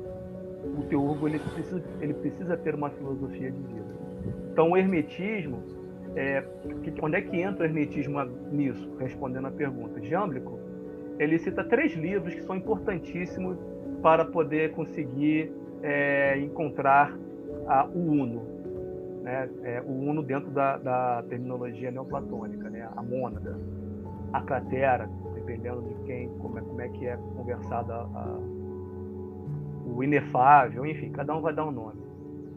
Ele chama, o Jâmblico fala de 3 livros. Um é o Oráculo Caldeu, 2, o Corpus Hermeticum, e 3 é o livro de um sacerdote chamado sacerdote Bits, que ele foi um sacerdote numa cidade chamada Sais, no Egito, mas esse documento ele está desaparecido. Jâmblico, num dos tratados de Jâmblico, ele faz menção a esses 3 livros, que é a forma de você alcançar a gnose, né? Construir o seu Rockman, o seu corpo, o seu veículo do além, para poder ter esse contato. Ele comenta desse, é importante para poder saber fazer isso aqui, ó. O que é importante o cara saber para começar o trabalho? É ter na frente dele 3 livros, Jâmblico falando. Tem que ter o Oráculo Caldeu, o Corpus Hermeticum e o livro do sacerdote Bits. Esse livro, Sacerdote Bits, não se sabe por onde ele anda. Então era isso aí. Por isso que o hermetismo é interessante. A Aurum Solis não é dogmática, não é religião. Ninguém é obrigado a acreditar no que está no Corpus Hermético. Mas é interessante ler e estudá-lo. Sem dúvida, é uma fonte primordial para as tradições, né? Não só o Corpus Hermético, mas também até os Oráculos Caldeus, que está para sair a qualquer momento, a gente está para publicar. Aí provavelmente quando você estiver ouvindo esse podcast, os nossos ouvintes, eles já teríamos até já publicado, né, os Oráculos Caldeus. Agora, para a gente encerrar, e já que você falou de todas essas visões herméticas, de toda essa tradição e de como a Aurum Solis trabalha de certa forma isso, só para a gente finalizar, eu queria que você falasse um pouco se existe alguma diferença nessa visão hermética da Aurum Solis em detrimento dessas outras correntes hermetistas que a gente comentou aí ao longo do nosso programa. Eu vou falar do que eu já passei, das correntes, não vou nominá-las, tá? Mas eu vou falar por onde eu já caminhei. Por onde eu já caminhei, pelas ordens por onde eu já caminhei, eu observo que tem traços herméticos. Vamos imaginar aqui a árvore da vida, né? A árvore da vida tem, basicamente, se a gente olhar, vou utilizar como um esquema. Nós temos o eixo central, né? Com a coluna do meio, a coluna da severidade e a coluna da misericórdia. Logo no início, a coluna da misericórdia, nós vamos ter ali a esfera de Rhodes, que é muito voltada à especulação, ao estudo e ao intelecto. E a coluna da misericórdia, você vai ter Netzach, que está mais voltada para a iniciação, a mística e a ritualística. A parte do você sentir o ritual. Ou seja, por onde eu passei, muito se fala, pouco se faz. Então você não tem como, a nível subconsciente, vivenciar aquilo que está na teoria. Então, o que eu vejo de diferente, inicialmente, entre Aurum Solis e a maioria das ordens pelas quais eu passei, é muita teoria e pouca prática. Não que haja prática nas outras. Mas a prática na Aurum Solis é condição sine qua non para você avançar. A ordem tem 3 graus. O primeiro grau tem 8 etapas e cada etapa ela é subdividida em outras subetapas. Você faz uma subetapa, faz um relatório, manda para o seu supervisor, ele vai analisar, vai validar e você vai para a etapa seguinte. E assim sucessivamente. Se a pessoa não faz o exercício, não cumpre a etapa dela, ela não avança de grau. Então você vai ter membro que vai passar 8 anos, 5 anos. Tem membro que passou 4 anos na primeira etapa do primeiro grau. Ele simplesmente não fazia o que era para ser feito ali. Eu falava, meu irmão, o que está faltando aí? Que ajuda? Está com dificuldade? A gente pode chegar junto?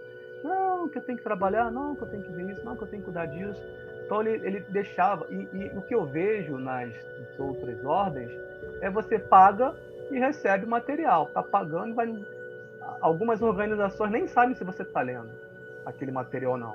Simplesmente você pagou, você recebeu. Depois de uns 5, 6 anos, a pessoa fala que eu sou grau X, quase que o último grau de uma determinada organização, Simplesmente a gente não sabe nem se a pessoa sabe o que está escrito naquele material que ela recebeu. Simplesmente foi pagando, foi recebendo. Conheço muitos. Pois é. Mas o que eu estou falando aqui, todo mundo sabe do que eu estou falando. Eu só não quero falar, mas todo mundo sabe do que eu estou falando. E eu respeito a organização, porque a culpa não é da organização. A organização acredita na boa-fé da pessoa que está lendo. Eu estou falando dos membros. Outras organizações, a pessoa progride por interesses políticos, por cargo, né? Ela tem um conteúdo simbólico que não é desenvolvido, não é trabalhado. Outras, eu já percebi, se você conversar com ordem hermética, se você conversar com um dirigente de uma determinada ordem hermética, o cara não sabe nada. Ele simplesmente é o dirigente, é o supra, ultra, plus, sacerdote multidimensional, e ele simplesmente comprou aquela patente. Ele não sabe nem o que está falando. A preocupação dele é ganhar dinheiro, é vender iniciações. Então, o que eu posso dizer diferente das que eu conheci, eu acredito e tenho fé que a Aurum Solis não seja a única nisso, mas das que eu vi, foi por isso que eu parei nela. Se não fosse, eu estaria ainda em busca de outra, mas o que eu percebo ali é o seguinte, não é porque eu estou como representante da ordem que eu vou ficar... Ela realmente tem os rituais e compete você a fazer. Esses rituais, eles têm janelas para serem feitos. Tem períodos do ano e períodos lunares e, em alguns casos, períodos astrológicos para serem feitos. Você fazendo, a coisa acontece. E você começa a ter um progresso, você começa a ver um resultado na sua forma de ver, na sua forma de viver, nos seus interesses, nas prioridades da sua vida. E não precisa ser da Aurum Solis para que haja essa mudança. A pessoa pode sentar, ler e meditar. A ritualística da Aurum Solis, como todo trabalho teúrgico, ela faz uma influência de cima para baixo no seu comportamento. Rapidamente aqui, vou falar o que seria a teurgia. A teurgia é você preparar um canteiro, aquela frase, né? Prepare as suas rosas, né? Cuide do seu jardim que as borboletas virão. As borboletas são o quê? As borboletas são as influências das potências divinas vindo a você e transformando as suas virtudes. Então, se a gente pegar 7 virtudes, você vai trazer para si 7 virtudes que vão vir lá do uno, do inefável, da mônada. Quando essas potências chegam em você, aos poucos elas vão te transformando. Se você não está preparado, ela vai desenvolver o lado negativo. Parece até o Jedi, né? Ele se transforma num Sith.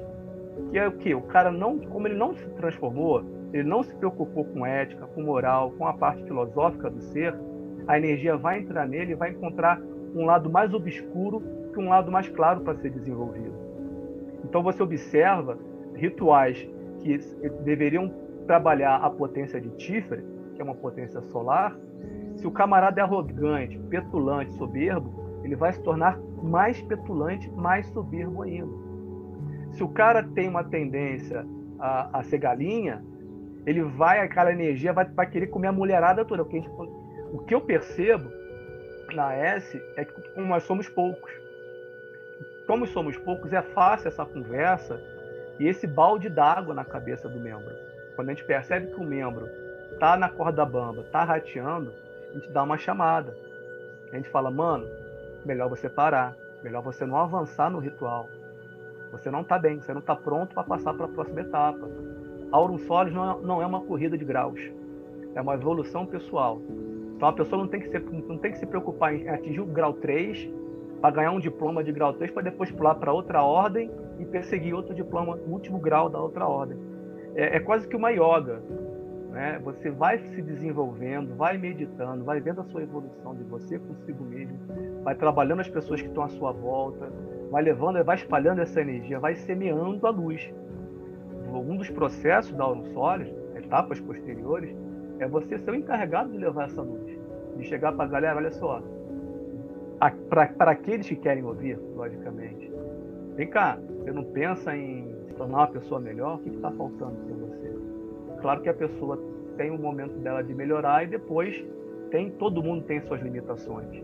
E aí entra o processo ritualístico da teurgia, que é quando vem uma determinada energia para dar a você aquela qualidade que você não tem, ou tirar de você aquele vício que está lhe atrapalhando. É isso. Beleza. Fernando, quer fazer alguma consideração para a gente finalizar?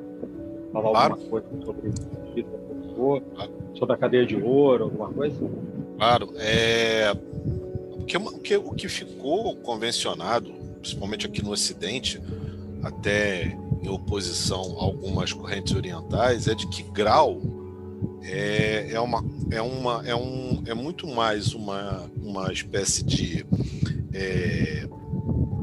consideração social num determinado grupo do que uma etapa do saber, né? Então, o que o Vitor está colocando é que o que a AS faz é trabalhar um saber. E a gente pode aí fazer uma associação com um processo gnóstico, né? Então, cada etapa da AS é um processo gnóstico. E esse processo gnóstico, obviamente, ele só vai ocorrer para aquele que se esforça por isso.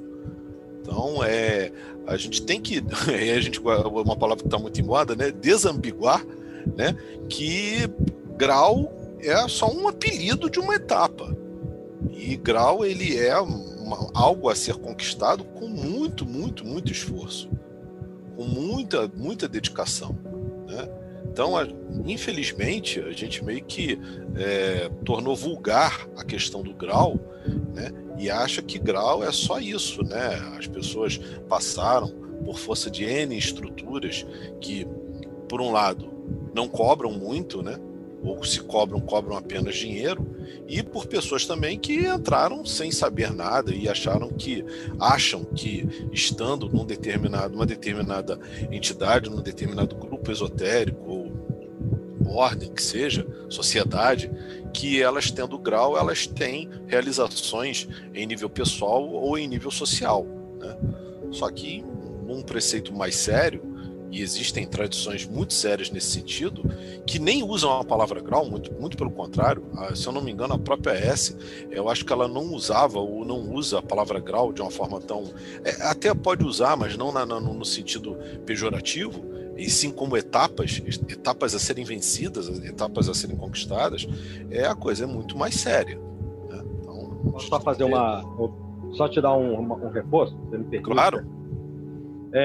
A gente tem que lembrar, baseado até no que o Vitor estava colocando, né, toda aquela questão histórica, quando se fala da academia platônica, né, ela é um modelo, assim como foi a escola católica, etc., que no neoplatonismo, no Renascimento, né, no período ali, ele falou de Fitina, etc., é um modelo que vai ser seguido para a formação do que a gente chama hoje das universidades, né? Ou que os árabes falavam a Casa da Sabedoria, entre os árabes, que foi também impregnado desde o final da Idade Média na Europa, como universidade ou escolas de saber. Existiam, né, Chartres, né, tinha a Universidade de Paris, por exemplo, né, em Notre-Dame, a catedral funcionava ali, né, etc.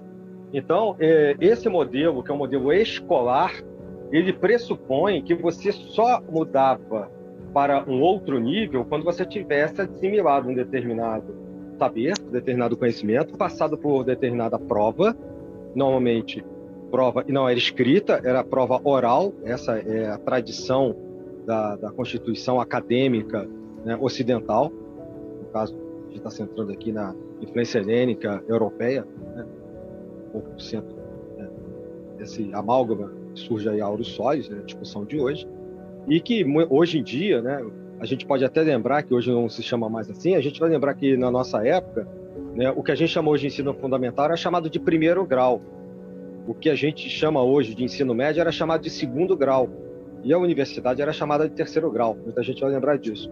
Isso é uma herança dessa época na qual a associação de ideias entre o que é a formação acadêmica, profissional, pessoal, intelectual de alguém estava associada com essas casas de sabedoria, né, com essas fontes neoplatônicas, e que de uma certa maneira ficava muito difícil de separar, como o Vitor e você também já colocaram, o que era ciência, o que era ciência, a gente aí abrange astronomia, matemática, física, etc., muito difícil de separar do que a gente chama hoje, né, de hermetismo, de astrologia, de alquimia. Tanto é que é razoavelmente aceito. Quando eu digo razoavelmente, é porque não é uma unanimidade na academia, mas também é difícil ter unanimidade de qualquer coisa, em termos de pesquisa, né, mesmo na área de exatas, que a alquimia praticamente dá origem à química moderna. Essa física aristotélica que foi já mencionada aqui hoje é a base da física mecânica que vai se desenvolver, inclusive, na Idade Média e tal, até chegar em Galileu e depois Newton, que diz que sobe em ombros de gigantes para conseguir fazer o que ele fez. São esses caras todos, nessa linhagem toda. Perfeito. E assim vai. Então tem uma associação de ideias, realmente, o que você está falando, o Vitor falou, também, entre ensinar num grupo, numa escola, numa universidade, como os europeus chamaram, né? Universalidade de saberes, ensinar e formar alguém. E isso exige, como você está falando, exige uma certa, um esforço. Você, quando está na escola, você faz prova, primeiro bimestre, segundo bimestre. Exatamente. Né? Você faz prova para mudar de período na faculdade. O cara não chega assim, vou fazer aprovação automática. Então você vai de jardim de infância até o final da faculdade com aprovação automática. Não existe isso. Né? Então, é só para lembrar que há uma conexão, sim, entre formar a pessoa e as ordens, né? Ou seja, as organizações iniciáticas que nascem nessa estrutura que a gente conhece hoje a partir de tudo que a gente está falando hoje. Exatamente. Pode ir, Fernando, te interrompi. Nada, que isso, foi ótimo, que ajudou a esclarecer bastante. Você falou da cadeia dourada, né? E a cadeia dourada, se eu não me engano, ela nasce com dois deuses, Tote e a deusa Ísis. Eu queria até puxar um pouco o Vitor, para já a gente estendendo um pouquinho, né, mais alguns minutinhos, ele falar um pouco das divindades, né, que se ele pode, né, claro, falar alguma coisa de divindades e alguma coisa de trabalho dessas divindades com a Aurum Solis, tá? Eu lá atrás, quando eu fiz aquela pergunta provocativa em relação ao pensamento que poderia ter advindo da questão do Cristo, tudo mais, é que eu tenho um estudo que eu faço do Evangelho de Tomé, né? E no Evangelho de Tomé, ele é uma das comprovações na Nag Hammadi sobre o corpus hermético, pois no Evangelho de Tomé é citado alguma coisa do corpus hermético. Então, quando eu fiz aquela conexão lá atrás, uma tentativa de conexão, para quem nos ouve, a gente tentar montar uma teia, né, montar uma trama bem mais ampla de quanto tem de história e o quanto as tradições se influenciaram, entendeu? Então, as pessoas muitas das vezes, elas estão ensimesmadas, né? A gente não consegue fugir. Isso até eu estava ouvindo ontem um ocultista ele falando isso de uma maneira muito legal, que a gente não consegue fugir muito da nossa formação judaico-cristã, né? Então, quem nasce no Brasil tem uma carga enorme, por mais que não queira, por mais que tente fugir ao máximo disso, né? Por mais que tente se afastar, tem uma carga muito grande de crenças judaico-cristãs. Então, quando a gente vai para princípios como a gente está conversando aqui, a gente tem que tentar sair da caixinha, né? É o famoso saia da caixa, enxergue por outras perspectivas. E quando a gente incita nosso ouvinte a fazer pesquisas, como o próprio Vitor falou durante a fala dele, durante a expressão dele, é justamente para isso, é para a gente sair um pouquinho disso, tá? O fato de você ter 4 evangelhos, 3 sinóticos e um não sinótico na Bíblia, hoje, né, no Novo Testamento, foi uma questão de critérios políticos. Não vamos entrar nesse mérito agora, não tem tempo para isso, mas existem outros evangelhos, existem outras visões a respeito do cristianismo. Quando a gente provoca o ouvinte a pensar que o cristianismo não nasceu exclusivamente com o Cristo, com a figura do Cristo, é porque a gente está tentando exercitar um pensar, né, afiar o pensar das pessoas para que elas analisem. Existem pontos muito mais fortes do que as crenças que a gente pode falar assim do esoterismo com X, né, daquilo que está ao alcance dos olhos. Quando se fala de esoterismo, tradição primordial e tudo mais, a gente está falando das pessoas aprofundarem as suas pesquisas, né? Existem bons materiais e existem tradições muito sérias. A gente hoje aqui está abrangendo a AS. Existem tradições que vão muito a fundo nesse tipo de pensamento. E uma das marcas que eu considero de uma tradição que ela tem um sustentáculo, e a gente pode até ver esse exemplo da S, é justamente ela não ter um dogma, ou seja, ela ter a abertura para se adaptar ao tempo. À medida que ela traz para dentro dela, dessa tradição, pessoas com vários matizes de conhecimento, como o druidismo, como cabalistas, como rabinos, como herbalistas, como pessoas ligadas a movimentos pagãos, enfim. Isso é a marca de quê? De que está se pensando ao longe, ou seja, está se querendo fazer um trabalho de longo prazo. Né? E o próprio Jean-Louis, ele é um reflexo disso, visto que ele carrega, né, nas costas dele, tem um currículo muito vasto, né, não só em termos de conhecimentos esotéricos, ocultistas, mas também até acadêmico. É alguém que está aí numa pegada de trabalhar muita coisa séria, muita coisa profunda dentro da S.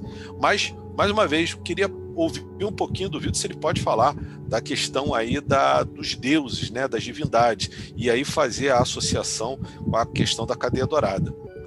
Então, vamos lá. Então, primeiro eu vou falar rapidamente aqui quando o Fernando falou de graus. É perfeito, nós não chamamos de graus, tá? Eu utilizei o termo genérico de graus, nós chamamos de moradas, ou salões. Então, é o primeiro salão, segundo salão e terceiro salão. Ou primeira morada, segunda morada, terceira morada. Isso é o nome dos graus. Então, tem as etapas e cada salão tem uma etapa. Tá? Só para... Realmente a gente não chama de grau. É como se você tivesse etapas para chegar no salão, abre-se outra porta, mais etapas, abre-se outra porta e por aí vai. Falar da cadeia de ouro e depois eu vou falar das divindades. Tá? A corrente de ouro é diferente de egrégora. Tá? Então, todo mundo sabe o que é egrégora. Então, o que significa corrente de ouro? Todos aqueles que comungaram do pensamento de Jâmblico, de Plotino, Fitino, Platão, criaram ao longo dos séculos aí uma corrente. Imagina um rio. E quando você entra naquele rio ali, automaticamente as coisas vão fluindo para que o seu processo nessa caminhada facilite. Então, a corrente de ouro é isso. É uma corrente que vem desde Alexandria, tá? Desde os Ptolomeus, que foi quando ela foi desenvolvida, com Serapis, e, como já foi dito pelo Olimpo, Serapis, Hermanubis e companhia, criaram esses cultos aí, foi criando essa corrente. Quando você começa a fazer os rituais, chega um momento que você entra nessa corrente aí e os rituais vão ocorrendo de forma mais conectada. Acho que eu respondi essa. Passion, joy, light, and if God is dead, what am I? A fleck of dirt on the wing of a fly, hurtling to earth through a hole in the sky. A hole in the sky. Com relação às divindades, aí eu vou precisar de uns 5 minutinhos, serei muito breve. Tá? Acho que não, 10 minutos. A Auro Solis, ela tem 4 dificuldades de ser implantada, de se difundir, de crescer aqui no Brasil. A primeira dificuldade é o dinheiro, porque o valor é em dólar, né? Então isso é caro. Acho que talvez seja o principal problema para a pessoa entrar. O segundo maior problema são as práticas. Se a pessoa não pratica, não avança. A ordem é 90% prática, 10% teoria. Ou seja, não adianta ficar ligando para a gente, mandando mensagem, pedindo PDF, pedindo apostila que não tem. A gente não vai dar material enquanto a pessoa não fez a etapa. A gente não vai dar resposta à frente enquanto a pessoa não fez a etapa 1. Não adianta, tio, o que acontece lá no minuto 15 do filme? Pô, você está na introdução do filme, já quer saber o que acontece no meio do filme? Então, com educação, com jeito, a gente leva isso para a pessoa e mostra para ela que o importante é a prática. Não adianta querer avançar o filme. E o terceiro problema da ordem é as divindades.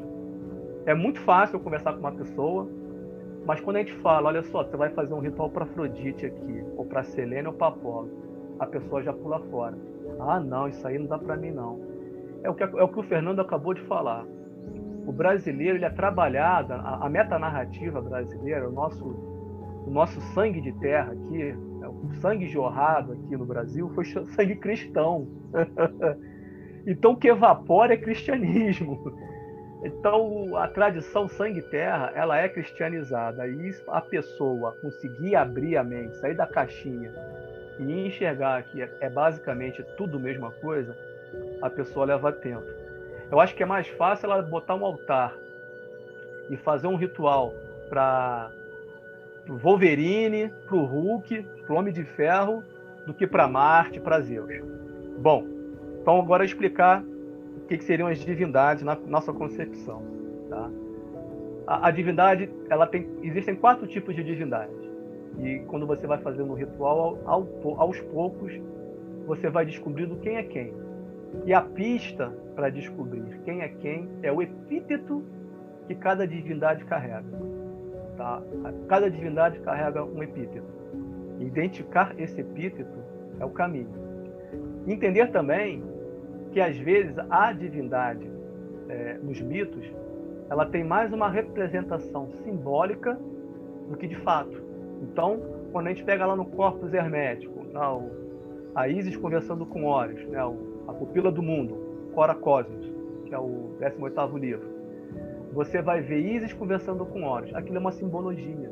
Não aconteceu aquilo ali. Ísis nunca conversou com Horus. Bom, fora isso, existem 4 divindades. Desculpa estar me alongando, mas quero deixar isso bem claro.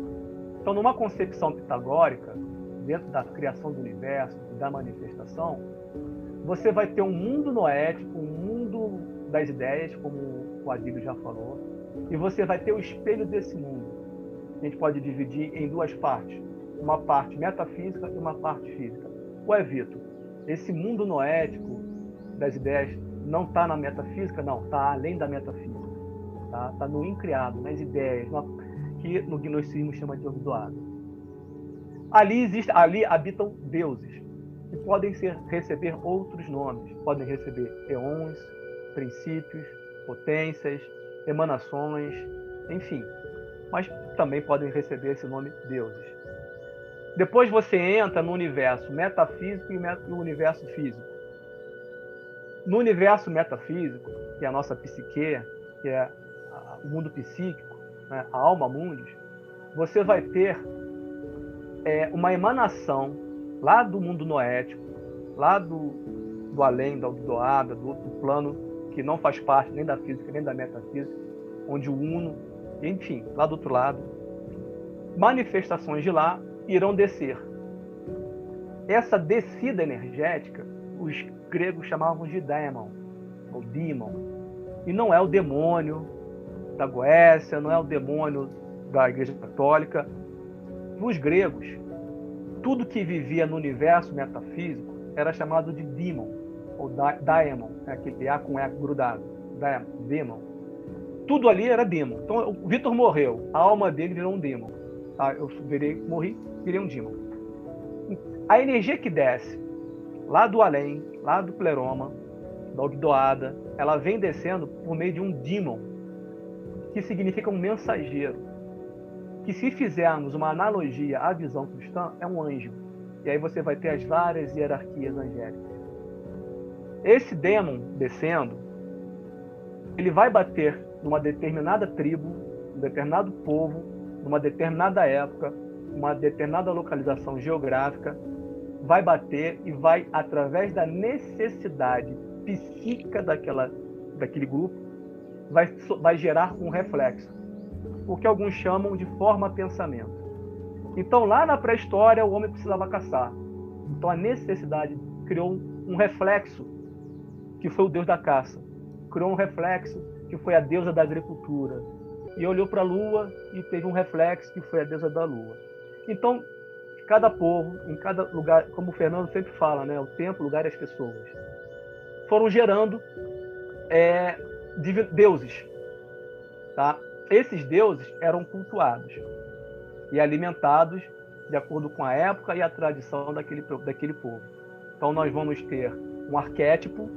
Então vamos pegar aqui agora um exemplo. Desculpa estar me alongando. Vamos pegar um exemplo.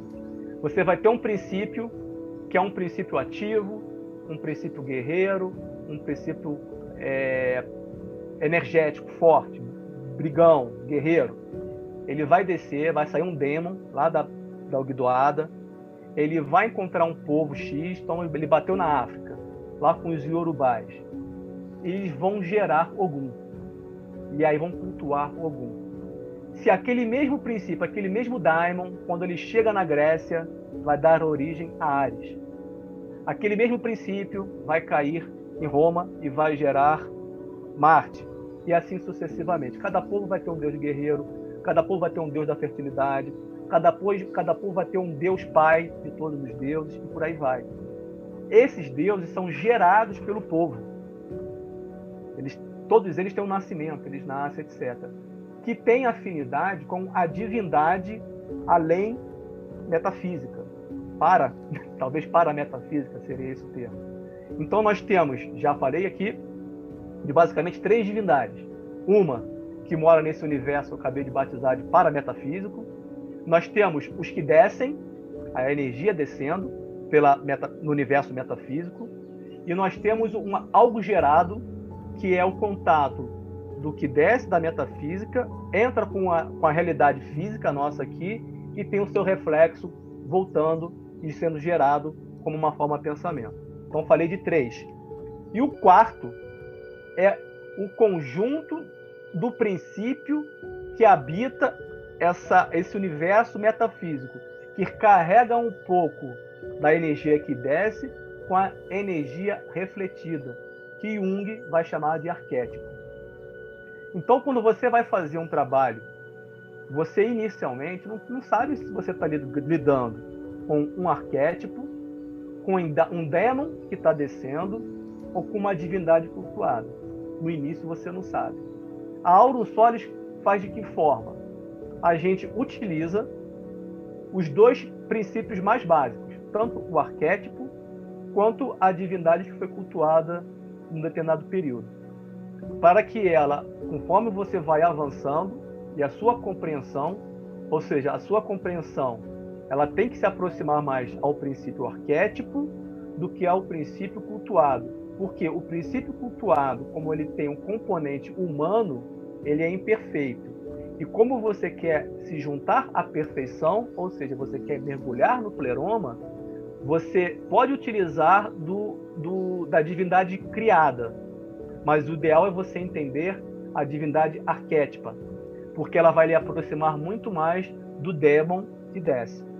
Quando você começa a entrar em contato com esse demon que desce, você começa a ver resultados na ritualística teúrgica, que a finalidade total é você mergulhar no pleroma quando finalmente a sua consciência, a sua mente ultra, super lá, búdica, vai entender como é que é aquela divindade. Então, eu gostaria de deixar isso colocado, porque às vezes, se a pessoa quiser fazer um culto a Afrodite, ter a estátua, fazer libações e fazer o culto, não há problema nenhum. Como ela também pode fazer com uma divindade hindu, com uma divindade nórdica, uma divindade shintoísta, não tem problema nenhum. Mas lembrando que num processo teúrgico, as divindades geradas, elas não são as divindades noéticas. Elas podem ajudar você a se conectar com as divindades noéticas, assim como as divindades arquétipas.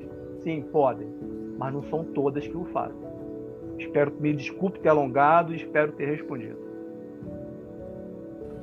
Não, foi excelente para poder esclarecer. Perfeito. Muito bom, muito bom. Muito bom. Agora ficou muita coisa, inclusive, que eu não entendi a questão do Daimon, então ficou mais claro. Isso me fez lembrar Então só para fazer um complemento, né? Quando a gente está falando do platonismo, as obras do Platão que tratam do Daimon, de uma certa maneira, pergunta do Fernando, e o cristianismo, né? Alguns santos se atribuem, são oriundos dessa influência platônica, né? A ideia de santo. Quando você olha lá no banquete, por exemplo, Ele fala do amor, né, do Daimon, de Sócrates, que era o mestre de Platão. Tem até uma passagem que Sócrates está parado no meio da rua e se dizia que quando Sócrates parava de repente ficava calado é porque ele estava escutando o Daimon dele. Então, tá aí mais um detalhezinho que a gente pode associar. Você falou do Daimon, agora vou ter que... Me desculpe, gente. Lincoln, Não, me fala aí, perdoe, me perdoe. Jâmblico fala, e isso também é colocado no Corpus Hermético, se vocês procurarem, vocês vão encontrar. Se eu não me engano, também é quando Isis conversa com Horus. Dentro da tradição teúrgica, quando você nasce, você recebe um daimon também. Tá? E o que é esse daimon? Esse daimon é o seu mapa astral. Tá? A configuração celeste, vamos viajar aqui na maionese. Vamos imaginar o círculo do zodíaco, os 7 planetas ali, vamos trabalhar só com os 7, né? O Sol, Lua e os outros 5. E eles vão fazer uma mandala, certo? Cada um vai ter uma mandala. Eu tenho a minha e cada um tem, porque é o horário, o dia e tudo. Aquela mandala é um padrão energético. Quando eu falo de Daimon, ou de Daimon, não vamos pensar em um ser antropomorfizado. Vamos imaginar como se fosse um algoritmo, uma rotina computadora, etc. Quando você nasce, você recebe aquela energia que também é denominada Daimon. E esse Daimon é o mesmo que o pessoal que quer fazer a conversão com o Sagrado Anjo Guardião irá ter contato. Qual é o lance da teurgia que o Jâmblico faz? É pegar esse Daimon que está te influenciando, está trabalhando você para as coisas boas e para as coisas ruins, e transfigurá-lo. Ou seja, você pegar as suas deficiências energéticas, que tá ali, pô, essa lua aqui tá uma porcaria. Pô, esse Mercúrio aqui só faz eu falar merda. Só faz eu falar o palavrão e ofender os outros. Então eu vou pegar essa energia do Mercúrio aqui e vou trabalhar. Vou trabalhar esse meu jeito de brigão aqui, que tá em Marte, com Escorpião aqui. Vou reduzir essa energia aqui. Então você trabalhando o Daimon, você tem 2 formas de fazer a teurgia. Uma nos seus chakras e a outra no seu Daimon. Porque o seu Daimon influencia você porque ele é seu mapa astral. É como se você estivesse trabalhando a sua carta natal para que as influências astrológicas mudassem o seu jeito de ser. Era isso, desculpa. E desculpa pelo palavrão. Sensacional. Tranquilo, ficou claro. É importante. Valeu, obrigado. Não, é bom a gente clarear certos pontos, né? Porque principalmente de uma ordem que é muito pouco falada, né, no Brasil, e apesar de sua importância e tudo mais. Eu acho que o programa hoje foi extremamente satisfatório para esclarecer esses diversos pontos e trazer um aprofundamento ainda mais sobre outros, até que a gente já... alguns temas que a gente até já gravou o podcast. Gostaria de agradecer imensamente a participação hoje dos nossos irmãos Vitor e Fernando, que prontamente aceitaram o nosso convite para falar um pouquinho mais sobre a Aurum Solis e sobre as interações do hermetismo com o trabalho da Aurum Solis. Agradecer também ao meu irmão, que está sempre aqui, faz parte, né, desse projeto junto comigo da Sabedoria Arcana, meu irmão Adílio. E vou passar para vocês fazerem essas considerações finais para a gente fazer o nosso encerramento do nosso programa. Primeiro, agradecer a vocês pelo convite. É um prazer enorme estar com o meu padrinho, com o meu irmão gêmeo, com o meu irmão querido, né? Todos juntos numa live. Isso aí é inédito, até hoje não tinha acontecido. Então, que seja a primeira de muitas ocasiões, muitos encontros. Colocar para os nossos ouvintes que, assim, isso aqui é uma pequena amostra de pessoas que têm suas vidas, têm suas dificuldades, têm seus trabalhos, enfim, que têm muitos afazeres, mas que dedicam parte do seu tempo a pesquisar, a ler, a se dedicarem a tradições. Então, que a gente seja motivo de inspiração para aquele que estiver nos ouvindo e busque também, da sua forma, precisando, entre em contato com o pessoal da Sabedoria Arcana, que a gente, podendo, a gente ajuda, orienta, né? E, mais uma vez, falar do prazer de ter estado com vocês, agradecer e até uma próxima. Bom, agradeço. Vou plagiar aqui o Fernando, meu irmão gêmeo Fernando. Logicamente, por ser irmão gêmeo do Fernando, agradeço ao mesmo padrinho, né? Adílio, nosso padrinho de maçonaria, irmãozaço, meu bem amado irmão Lincoln, pela oportunidade de estarmos aqui hoje conversando. Eu espero que tenha esclarecido os temas. O tema é longo, é complexo, então me perdoem por ter sido longo nas explanações, mas era para que não houvessem algumas dúvidas, porque esses temas sempre geram preconceitos e má interpretações das coisas que a gente faz, das coisas que a gente coloca, infelizmente. Então a ideia é esclarecer ao máximo, agradecer mais uma vez a oportunidade. Quem tiver interessado na caminhada da Aurum Solis, eu sempre recomendo, antes de ingressar, 3 coisas, que eu sempre falo que é importante no processo teúrgico. A Aurum Solis é uma ordem teúrgica. Então é importante a pessoa ter independência afetiva, independência econômica e buscar sempre por independência intelectual. Ou seja, sempre buscar a pesquisa e o conhecimento. Tá? O site para ingresso é só pesquisar no Google, Ordo Aurum Solis. Temos também uma página no Facebook, Aurum Solis, Ordo Aurum Solis. É só digitar que vocês vão ter acesso ali, provavelmente vai entrar em contato comigo e a gente vai dando a caminhada inicial àqueles que estiverem interessados.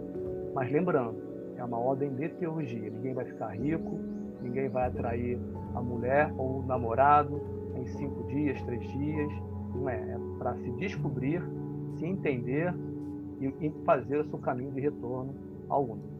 Muito obrigado, agradeço de coração a proposta, o convite e, quem sabe, outras oportunidades com outros temas tão interessantes quanto o de hoje. Um grande abraço e obrigado pela atenção. Obrigado. Sem dúvida, a gente que agradece a participação de vocês, o pronto atendimento. Aos nossos ouvintes, quem tiver interesse, acesse o site, né? Só procurar no Google, Ordo Aurum Solis. E, mais uma vez, a gente agradece também a todos os nossos ouvintes. Deixa eu dar minha despedida aí. Lembra... Eu não despedi, não. Hein? Eu vou passar para você. Só para finalizar antes, eu gostaria de falar também, aproveitando o que o Vitor falou, é que há uma edição publicada do livro do Corpus Hermeticum, até pela editora, falei o nome aqui agora, Polar, que é uma edição muito boa, e os Oráculos Caldeus, que nós estaremos publicando, ou possivelmente já teríamos publicado quando esse podcast for ao ar. Adílio, por favor, faça suas últimas considerações. Não, eu queria só agradecer, né? Eu tenho o prazer de poder estar aqui numa gravação da Sabedoria Arcana com 2 pessoas que eu gosto muito, de incrível conhecimento, né? Grande sabedoria. O Fernando, o Vitor, eu tive o prazer já de trabalhar em algumas tradições e conhecer já de muito tempo. Né? Então, é uma honra para mim poder estar aqui com vocês, né? Tem o Inco também, claro, né? Que está aqui já no projeto em si. Eu acho que o programa hoje foi bem esclarecedor, em vários sentidos. A gente fez uma viagem pela tradição iniciática por milênios, né? Viajamos por milênios. E o que eu ia ressaltar, por isso até que eu te cortei, porque, só lembrando aquilo que a gente sempre fala, né? A gente não está aqui como dono da verdade. O Vitor, acho que colocou isso também no início, e só enfatizando, a nossa visão é a visão da Aurum Solis. Cada um tem a sua possibilidade de ouvir e de aceitar aquilo que achar que deve ou não. Então, eu acho que o programa ficou muito bom e certamente muito informativo. Obrigado a todos vocês, Inco, Fernando, Vitor. Obrigado aos ouvintes mais uma vez e até a próxima. Até a próxima. Tchau, tchau. Valeu, gente.